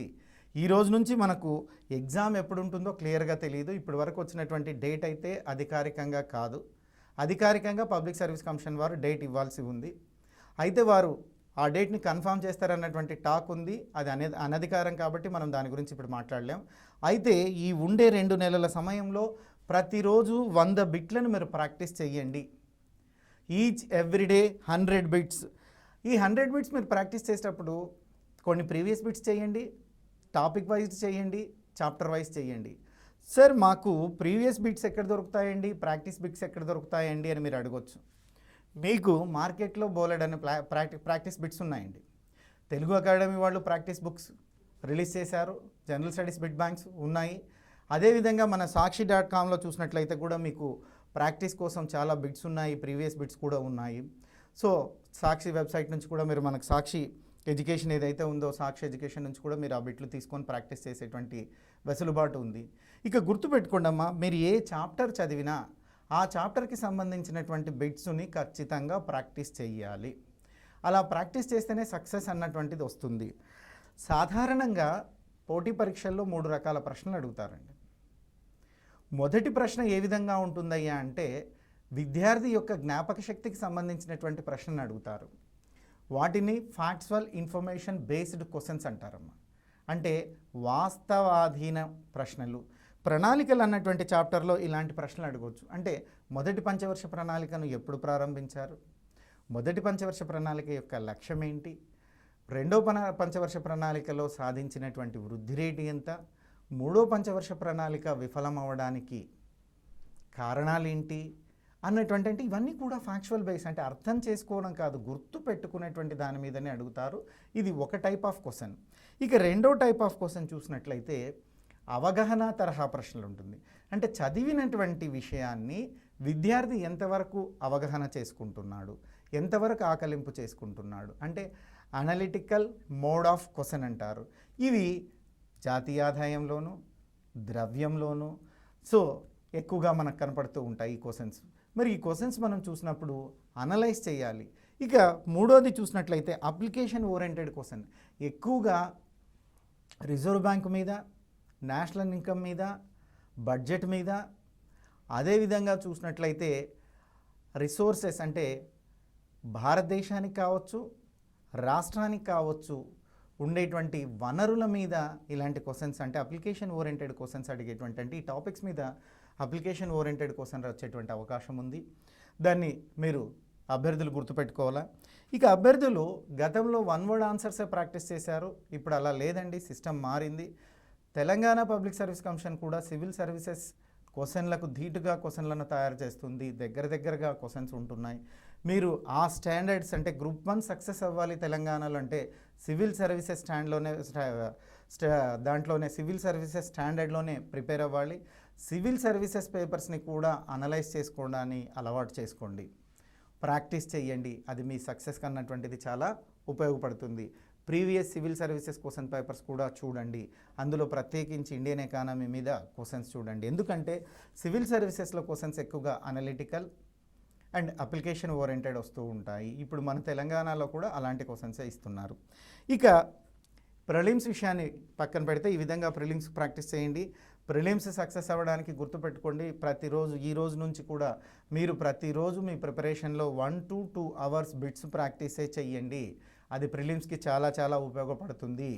సో చాలామంది నా దగ్గరికి అంటే మార్నింగ్ నేను క్లాస్ తీసుకున్నప్పుడు ఎక్కువగా మంది టీచర్సు, సో జూనియర్ అసిస్టెంట్సు, తర్వాత కొంత ప్రభుత్వ ఉద్యోగాలు చేసేటువంటి వాళ్ళందరూ వచ్చారు. సార్ మేము ఇప్పుడే మొదలు పెడుతున్నాము, మేము ఏం చెయ్యాలి? సార్ మీ అందరి కోసం చెప్తున్నా, మీరు ఎప్పుడు మొదలు పెట్టినా మీరు ఒకసారి చదివి సక్సెస్ అయినారు కాబట్టి మీకు సబ్జెక్ట్ మీద అవగాహన ఉంటుంది. ధైర్యంగా మీరు రివిజన్ చేయండి. రివిజన్ చేస్తూ పాత క్వశ్చన్ పేపర్లను అనలైజ్ చేయండి, పాత క్వశ్చన్ పేపర్లను ఆన్సర్ చేయడం మొదలుపెట్టండి. అదేవిధంగా మార్కెట్లో దొరికేటువంటి ప్రాక్టీస్ బిట్స్ తీసుకోండి. ప్రతిరోజు 100 నుంచి 200 బిట్లు ప్రాక్టీస్ చేయండి. ఖచ్చితంగా మీది ప్రిలిమ్స్ క్లియర్ అవుతుంది. భయపడొద్దండి, ధైర్యంగా ఉండండి. ఇకపోతే మీరు ప్రాక్టీస్ అన్నటువంటిది కానీ చేయకపోతే ఇబ్బంది పడతారు. ఫ్రెషర్స్ కావచ్చు, సీనియర్స్ కావచ్చు, గతంలో ప్రిపేర్ అయ్యి వదిలేసినటువంటి వాళ్ళు కావచ్చు, ఏదైనా ఒక ఉద్యోగాన్ని సాధించినటువంటి వాళ్ళు కావచ్చు, ఎవరైనా కానీ గుర్తుపెట్టుకోండి, చదివిన విషయాన్ని ప్రాక్టీస్ చేయాలి. కాంపిటీటివ్ ఎగ్జామ్స్లో ప్రధానమైనటువంటి విజయ సూత్రం ఏంటి అంటే revision. So revision is key to success. ఎన్ని ఎక్కువసార్లు మీరు రివిజన్ చేసుకుంటే అంత సబ్జెక్టు గుర్తుంటుంది. సిలబస్ వేగంగా ఫినిష్ చేయండి, మళ్ళీ చదవండి, చదివిన దానికి బిట్స్ ప్రాక్టీస్ చేయండి. Practice makes a man perfect. ఈ 2 నెలలు ఎక్కువగా ప్రాక్టీస్ మీద కాన్సన్ట్రేట్ చేయండి. ఇది గ్రూప్ 2కైనా వర్తిస్తుంది. అంటే నేను ఇప్పుడు చెప్పినటువంటి formula all multiple choice examinations, group 1 prelims కావచ్చు, గ్రూప్ 2 ఎగ్జామ్ కావచ్చు, గ్రూప్ 3, గ్రూప్ 4 ఎగ్జామ్ ఏదైనా కావచ్చు, మల్టిపుల్ చాయిస్లో ప్రాక్టీస్ అనేదే ముఖ్యము. చదివిన విషయాన్ని ఎంత వేగంగా నువ్వు గుర్తుపెట్టుకొని, ఎగ్జామ్లో ఏం లేదండి, మీరు చదివినటువంటి విషయాన్ని ఎంత వేగంగా గుర్తిస్తారన్నటువంటిదే ఎగ్జామ్. మీకు అది వేగవంతం రావాలంటే ఎక్కువగా ప్రాక్టీస్ కావాలి. ప్రతిరోజు కనీసం 100 బిట్లైనా ప్రాక్టీస్ చేయండి. 100 బిట్లు ఆన్సర్ చేసే తప్పులు ఒప్పులు సెకండరీ అండి. చాలామంది 100 బిట్లు చేస్తే సార్ నాకు మార్కులు తక్కువ వచ్చాయి, కాన్ఫిడెన్స్ లెవెల్స్ తగ్గుతున్నాయి, నేను చేయొచ్చా చెయ్యకూడదా అని మమ్మల్ని అడుగుతున్నారు. సార్ గుర్తుపెట్టుకోండి, మీరు నేర్చుకుంటున్నారు 100 బిట్లు. ముందు ఆ 100లో మీకు ఎన్ని తెలిసినాయో తెలిసిన వాటికి ఆన్సర్ చేయండి, తెలియని వాటిని నేర్చుకోండి. తప్పేం లేదు, తెలియని విషయాన్ని నేర్చుకోవడంలో ఏమీ తప్పు లేదు. మీకు 100కు 100 ప్రాక్టీస్లో రావాల్సిన అవసరం లేదు. మొదటగా నిదానంగా ఎగ్జామ్ డేట్ లోపల మీకు 100కు 100 వస్తాయి. అయితే తప్పులు పోయినా ప్రాక్టీస్ చేయండి. తప్పైనటువంటి బిట్టుని వెంటనే నేర్చేసుకోండి. ఇంకొక భాషలో చెప్పాలంటే ఏ బిట్ అయితే తప్పుపోయిందో ఆ బిట్టును పిడిగొట్టండి. ఆ బిట్టుని 1కి 10 సార్లు చదవండి, అది నోటికి వస్తుంది. సో ఈ విధంగా మరి ప్రాక్టీస్ చేయండి. ఇక మెయిన్స్ గురించి చాలామంది నా దగ్గరకు వచ్చిందంటే, సార్ ఈ టైంలో మెయిన్స్ చదవడం రైటా, ఈ టైంలో ప్రిలిమ్స్కే టైం సరిపోతుందా? గుర్తుపెట్టుకోండి సార్, గ్రూప్ 1 సక్సెస్ అన్నటువంటిది 8 months to 1 year ప్రాసెస్. మీరు 8 నెలల నుంచి 1 సంవత్సరము కఠిన దీక్ష చేస్తూ చదివితే సక్సెస్ వస్తుంది. అదేం పెద్ద కష్టమైనది ఏం కాదు. కాకపోతే ప్రారంభంలో ఉండేటువంటి ఏకాగ్రతను చివరి దాకా ఎవరైతే మెయింటైన్ చేస్తారో వారే విజేత. మీకు జనరల్గా మన ప్రభుత్వాలు చాలా సంవత్సరాల అంటే చాలా రోజుల నుంచి, 1 సంవత్సరం నెలల నుంచి మేము ఉద్యోగాలు రిలీజ్ చేస్తామని చెప్తూ ఉన్నాయి. ఎవరు మీరు చదవలేదు సీరియస్గా, ఒక 10% ఎవరైనా సీరియస్గా ఉంటే వాళ్ళు ఖచ్చితంగా సక్సెస్ అవుతారండి, నో డౌట్. అయినా ఇప్పటి నుంచి చదివే వాళ్ళైనా గుర్తుపెట్టుకోండి, ఇప్పటి నుంచి ఈ 2 నెలలైనా కూడా మీరు సీరియస్గా త్రికరణ శుద్ధిగా ప్రతిరోజు 10 గంటలు చదివి నేను చెప్పినట్లుగా ఒక 2 గంటలు ప్రాక్టీస్ చేస్తే సక్సెస్ అన్నటువంటిది ఖచ్చితంగా వస్తుంది. ఇక రెండో విషయం, సార్ మరి ప్రిలిమ్స్ మెయిన్స్ 2 బ్యాలెన్సింగ్ ఎలా? ఇది ఎక్కువ మంది అడుగుతున్నటువంటి ప్రశ్న అండి. సమ్ పీపుల్ ఇప్పుడు నన్ను అడిగారు, సార్ ఈ టైంలో మెయిన్స్ చదవడం రైటా? గుర్తుపెట్టుకోండి అమ్మా, మెయిన్స్ చదివినా మీకు విషయం అదే, ప్రిలిమ్స్ చదివినా విషయం అదే. అయితే మెయిన్స్లో మీరు క్వశ్చన్ అండ్ ఆన్సర్స్ అన్నటువంటిది రాస్తారు, దాన్ని డిస్క్రిప్టివ్ మోడ్లో రాస్తారు. ప్రిలిమ్స్లో అదే విషయాన్ని మీరు మల్టిపుల్ చాయిస్లోకి వస్తారు. సో ఇది మెయిన్సా ప్రిలిమ్సా అనడం కన్నా ముందు విషయాన్ని నేర్చుకోవడం మీదనే, సబ్జెక్టుని నేర్చుకోవడం మీదనే ప్రాధాన్యత ఇవ్వండి. ఒకసారి మీరు సబ్జెక్టు నేర్చుకుంటే ఆ సబ్జెక్టుని ప్రిలిమ్స్కి మోల్డ్ అవ్వచ్చు, మెయిన్స్కి మోల్డ్ అవ్వచ్చు. సాధారణంగా వెరీ గుడ్ ప్రిపరేషన్ ఏంటంటే ప్రిలిమ్స్తో పాటుగా 6 సబ్జెక్టులు మెయిన్స్లో ఉంటాయి మనకు. ఈ 6 సబ్జెక్టుల్లో ఏదో ఒక 3 సబ్జెక్టులని ప్రిలిమ్స్తో పాటుగానే కంప్లీట్ చేసుకోవాలి. ఎందుకంటే ప్రిలిమ్స్ అనేది కేవలం క్వాలిఫైయింగ్ నేచర్ ఆఫ్ ఎగ్జామ్, అర్హత నిర్ణయించేటువంటి పరీక్ష మాత్రమే. మీకు అర్హత వచ్చిన తర్వాత మిమ్మల్ని మార్కులను నిర్ణయించేది, ఉద్యోగాన్ని ఇచ్చేది మెయిన్స్ ఎగ్జామినేషన్. కాబట్టి ప్రిలిమ్స్ని నెగ్లెక్ట్ చేయకుండా ప్రిలిమ్స్ సక్సెస్ అవుతూనే, ప్రిలిమ్స్ చదువుతూనే మెయిన్స్ని కూడా కలిపి చదవండి. అయితే 6 సబ్జెక్టులు చదవాల్సినటువంటి లాజిక్ ఇక్కడ మీకు నేను చెప్తాను. ప్రిలిమ్స్ కొరకు మీరు ఏదైతే చదువుతారో prelims point of view, mains point of view అని సపరేట్ చేసి చదవకండి. ఫస్ట్ సబ్జెక్టు నేర్చుకోండి.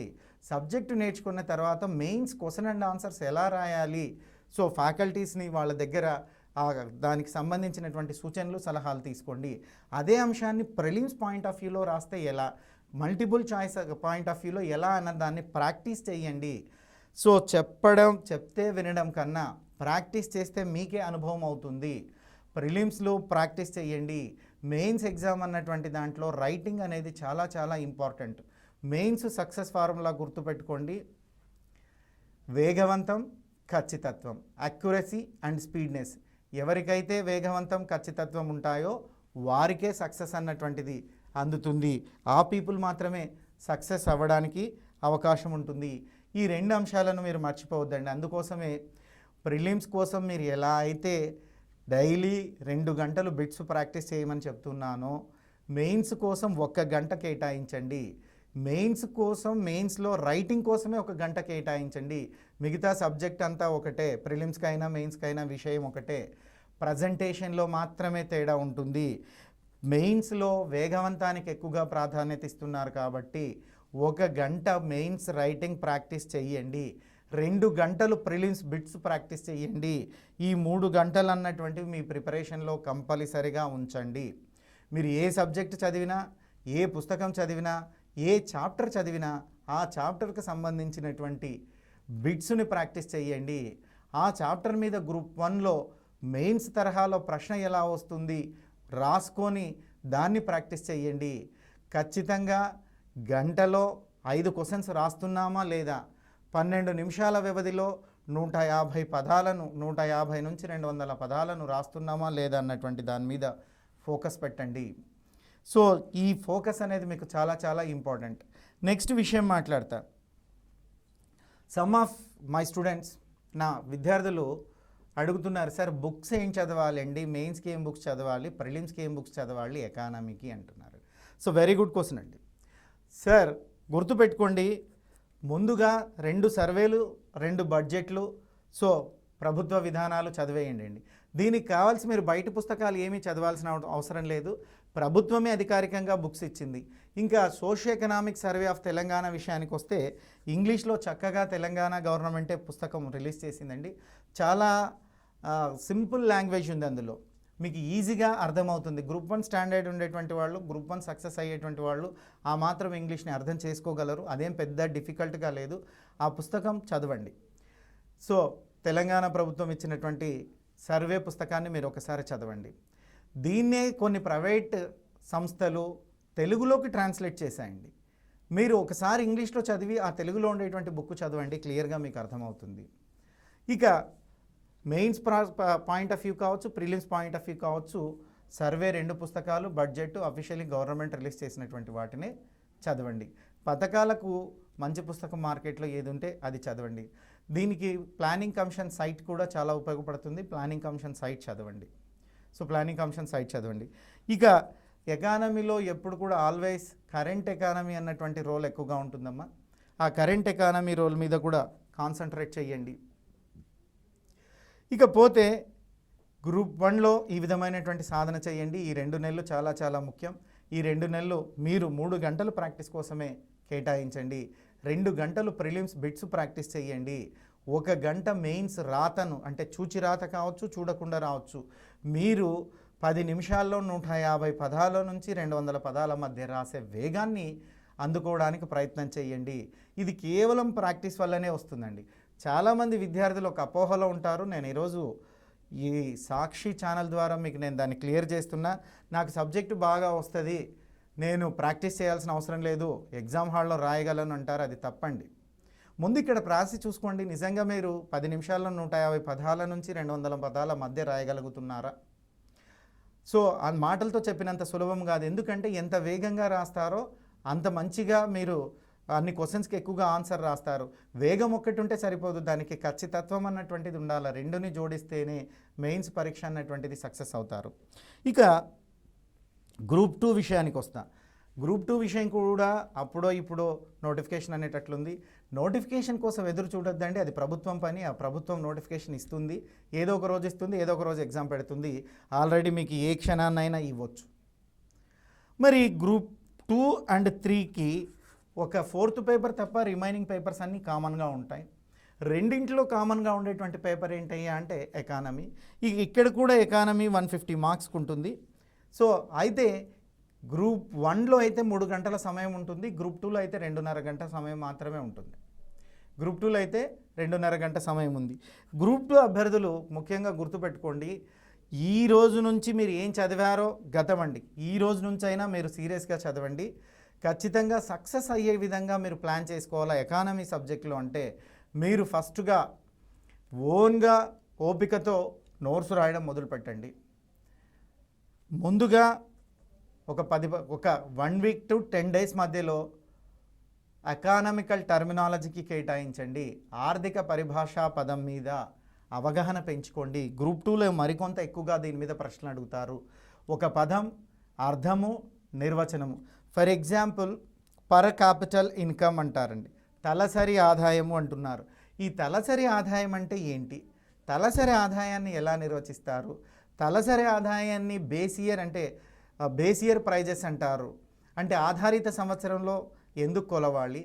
అదేవిధంగా చూసినట్లయితే కరెంటు ప్రైజెస్లో అంటే ప్రస్తుత సంవత్సరంలో కొలిస్తే ఏమవుతుంది? ఈ రెండిట్లో ఎందుకు బేస్ ఇయర్ తీసుకుంటారు? బేస్ ఇయర్ని ఎలా తీసుకుంటారు? ఇవన్నీ కూడా టర్మినాలజీ మీద ఉంటుంది. ఇప్పుడు వైద్యానికి ఎలా భాష ఉంటుందో ఎకానమీకి కూడా అలా భాష ఉంటుంది. ఎకానమీ పరిభాషలో తలసరి ఆదాయం అంటారు. ఆ తలసరి ఆదాయం అంటే ఏంటి కనుక్కోండి. జాతీయ ఆదాయం అంటే ఏంటి నేర్చుకోండి. జీడిపి అంటే నేర్చుకోండి. జిఎన్పి అంటే నేర్చుకోండి. ఇదంతా కూడా మీరు సబ్జెక్ట్లోకి వెళ్ళే ముందు, మీ కోచింగ్ సెంటర్ల పుస్తకాలు చదివే ముందు, మార్కెట్లో మీకు దొరికే పుస్తకాలు చదివే ముందు ఒక్కసారిగా ఎకానమీ టర్మినాలజీ నేర్చుకునే ప్రయత్నం చేయండి. ప్రతి పదానికి నిర్వచనం ఉంటుంది. ఆ నిర్వచనం మీద అవగాహన పెంచుకోండి. సో వీటి మీద ప్రశ్నలు ఎక్కువగా అడుగుతున్నారు. వీటి మీదనే ఇవన్నీ బేసిక్స్ అమ్మ. ఈ బేసిక్స్ కొరకు మీకు చాలామంది చెప్తారు స్కూల్ బుక్స్ చదవండి, ఇంటర్మీడియట్ బుక్స్ చదవండి, డిగ్రీ బుక్స్ చదవండి. సో ఓకే, ఏది చదివినా తప్పు లేదు. అయితే అది మీ సిలబస్లో ఉండేటువంటి కంటెంట్ రిలేటెడా కాదా అన్న విషయం మాత్రమే మీరు కాన్సన్ట్రేట్ చేయండి. మీరు సిలబస్ కాపీ ముందు పెట్టుకొని సిలబస్ కాపీలో ఉండేటువంటి టాపిక్స్ గురించి చూడండి. ఆ టాపిక్స్కి వచ్చేటువంటి ఎకనామికల్ టర్మినాలజీ అన్నటువంటి పుస్తకాన్ని చదవండి. మార్కెట్లో ఎకనామికల్ టర్మినాలజీ మీద చాలా పుస్తకాలే ఉన్నాయి. బేసిక్గా ముందు మీరు ఆ ఎకనామికల్ టర్మినాలజీ పుస్తకం చదివిన తర్వాతనే సబ్జెక్ట్లోకి వెళ్ళండి. సబ్జెక్ట్లోకి వెళ్ళేటప్పుడు గుర్తుపెట్టుకోండి, ఎకానమీలో 30% ఆఫ్ ది సబ్జెక్ట్ ఎప్పుడు మారుతూ ఉంటుంది. దీన్నే మనం కరెంట్ ఎకానమీ అని పిలుస్తున్నాము. ఈ కరెంట్ ఎకానమీ చదివేటప్పుడు అంతర్జాతీయ సంస్థలు, వాటి నివేదికలు చాలా ఇంపార్టెంట్. సో తర్వాత ఏ ర్యాంక్ వచ్చినా కూడా, అంటే నేషనల్ లెవెల్లో కానీ ఇంటర్నేషనల్ లెవెల్లో కానీ ఏ ర్యాంక్ వచ్చినా కూడా ఆ ర్యాంకు మీద మనల్ని ప్రశ్న అడిగేటువంటి అవకాశం ఉంది. సో ఆ ర్యాంకులను మీరు కాన్సన్ట్రేట్ చేయండి. తర్వాత జీడిపి, జిఎన్పిలు మారుతూ ఉంటాయి. ఒక్కొక్క సంస్థ ఒక్కొక్క రేటింగ్ ఇస్తుంటుంది. ఆ రేటింగ్ మీద కూడా కాన్సన్ట్రేట్ చేయండి. సో చాలాసార్లు భారతదేశం సుస్థిరాభివృద్ధిలో భారతదేశం ర్యాంక్ ఎంత అంటాడు, మానవ అభివృద్ధిలో భారతదేశం ర్యాంక్ ఎంత అంటాడు, అవినీతిలో భారతదేశం ర్యాంక్ ఎంత అంటారు, సో నివాసయోగ్యమైనటువంటి స్థలాలలో భారతదేశపు ర్యాంక్ ఎంత అంటారు. అంటే ఈ ర్యాంక్స్ మీద ఖచ్చితంగా మనకు 2-3 బిట్స్ పడుతున్నాయి. అన్ని రకాలైనటువంటి ర్యాంక్స్ని మీరు చదవండి. అంటే ఇట్స్ కరెంట్ పాయింట్ ఆఫ్ వ్యూలో. తర్వాత ఎప్పుడు కూడా ఆర్బీఐ అన్నటువంటిది తన స్వరూపం, సో ప్రతి 3 నెలలకు ఒకసారి ఆర్బీఐ తన యొక్క పాలసీస్ని మార్చుతూ ఉంటుంది. ఈ పాలసీస్ మార్చేటప్పుడు repo rate, reverse repo rate, so CRR, CLR, CAR ఇలాంటి కొన్ని మారుతూ ఉంటాయి, కొన్ని పదాలు మారుతూ ఉంటాయి. వాటి యొక్క నిర్వచనం ఏంటి, అర్థం ఏంటి, నిర్వచనం ఏంటి, ప్రస్తుతం ఎంత ఉంది, ఈ 3 అంశాల మీద కాన్సన్ట్రేట్ చేసి నేర్చుకోండి. సో మీకు అర్థమవుతుంది. వాస్తవం చెప్పాలి అంటే తెలంగాణ గ్రూప్ 2 ఎకానమీలో, ఇండియన్ ఎకానమీలో సిలబస్ ఏమి పెద్దగా మిమ్మల్ని ఇబ్బంది పెట్టేటువంటిది లేదండి. భారత పంచవర్ష ప్రణాళికలో ఉంది. అది ఫ్యాక్ట్స్ బేస్డ్ ఇన్ఫర్మేషన్. మీరు గట్టిగా చదివినారంటే ఖచ్చితంగా దాంట్లో వచ్చే బిట్స్ ఏది కూడా మిస్ కాదు. Another most easiest chapter is పేదరికం, నిరుద్యోగం. ఈ పేదరికం, నిరుద్యోగం చాప్టర్ని కూడా మీరు చదవండి. ఇందులో కూడా మీకు పెద్దగా అప్డేట్స్ ఉండవు కాబట్టి ఇందులో కూడా మీరు సెంట్ మార్క్స్ తెచ్చుకోవడానికి ప్రయత్నం చేయండి. ఇక 3వది ఏంటంటే జాతీయ ఆదాయం. సో ఈ జాతీయ ఆదాయాన్ని బాగా చదవండి, అప్లికేషన్ అర్థం చేసుకుంటూ చదవండి, అవగాహనతో చదవండి, వస్తుంది. సో జాతీయ ఆదాయంలో మీకు టర్మినాలజీ మీద కమాండింగ్ ఉంటే జాతీయ ఆదాయం అతి సులువుగా అర్థమవుతుంది. దీని తర్వాత ఆర్థిక అభివృద్ధి అన్నటువంటిది, సో వృద్ధి సిద్ధాంతాలకు సంబంధించి 4th యూనిట్, ఇంకొక యూనిట్ ఉంది. ఈ 4 యూనిట్లే గ్రూప్ 2 అండ్ గ్రూప్ 3 సిలబస్లో మెన్షన్ చేశారండి ఇండియన్ ఎకానమీకి సంబంధించి. అంటే ఒక్కొక్క యూనిట్ని మనం మొత్తం 4 యూనిట్లు కలిపి 50 మార్కులకు కాబట్టి ఒక్కొక్క యూనిట్ నుంచి 12 మార్కులు వస్తాయి అనుకోవచ్చు. ఈ 12 మార్కులను మనం ఎలా సాధించాలన్నటువంటి దాని మీదనే కాన్సన్ట్రేట్ చేయాలన్నటువంటిది ఇంపార్టెంట్. ఇక 2వ సెక్షన్లో కూడా 4 ఉన్నాయి. అందులో మొదటిదే ఆంధ్ర ప్రాంతంలో తెలంగాణ అంశంలో జరిగినటువంటి దోపిడీలు ఏ విధంగా ఉన్నాయన్నటువంటిది అడిగారు. తర్వాత భూ సంస్కరణలు అడిగారు. భూ సంస్కరణలు అనేటువంటి చాప్టర్ ఉంది. ఆ తర్వాత ఆంధ్రప్రదేశ్ తెలంగాణ రాష్ట్ర వ్యవసాయం ఉంది. అదేవిధంగా చూసినట్లయితే తెలంగాణ రాష్ట్రం యొక్క పరిశ్రమలు, సేవల రంగం గురించి క్వశ్చన్ అడగడం అన్నటువంటిది జరిగింది. సో ఇవి తర్వాత 3rd సెక్షన్ డెవలప్మెంటల్ ఎకానమీ. దాంట్లో 1991 ఎకనామిక్స్ రిఫార్మ్స్, వలసలు, ఈ విధంగా 4 చాప్టర్స్ అడగడం అన్నటువంటిది జరిగింది. ముందుగా సిలబస్ మీద అవగాహన పెంచుకోండి. సిలబస్లో ఒక్క టాపిక్కే చదవండి, ఒక్కొక్క చాప్టర్ చదవండి అమ్మా, టైం ఉంది కాబట్టి. ఆ చాప్టర్కి సంబంధించినటువంటి బిట్స్ ప్రాక్టీస్ చేయండి. ఎప్పుడైతే మీరు బిట్స్ ప్రాక్టీస్ చేస్తారో మీకు ఆ సబ్జెక్ట్ ఎంతవరకు అర్థమైంది అన్నటువంటి విషయం వస్తుంది.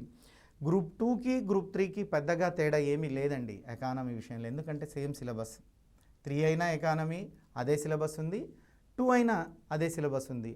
సో డిఫరెన్స్ ఏంటంటే 4th పేపర్ అడిషనల్గా తెలంగాణ మూమెంట్ అన్నటువంటి పేపర్ యాడ్ అవుతుంది గ్రూప్ 2లో. ఇవి మీరు అభ్యర్థులు గుర్తుపెట్టుకోండి. ఇక జనరల్ స్టడీస్ పాయింట్ ఆఫ్ వ్యూకి వస్తే, అంటే రిమైనింగ్ గ్రూప్ 4 ఎగ్జామ్ కావచ్చు, సబ్ ఇన్స్పెక్టర్ ఎగ్జామ్ కావచ్చు, కానిస్టేబుల్ ఎగ్జామ్ కావచ్చు, ఇతర ఎగ్జామ్లో జనరల్ స్టడీస్ పాయింట్లో ఎకానమీ చదవాల్సి వస్తే ఎక్కువగా ఇండియన్ ఎకానమీకి ఫోకస్ ఇవ్వండి.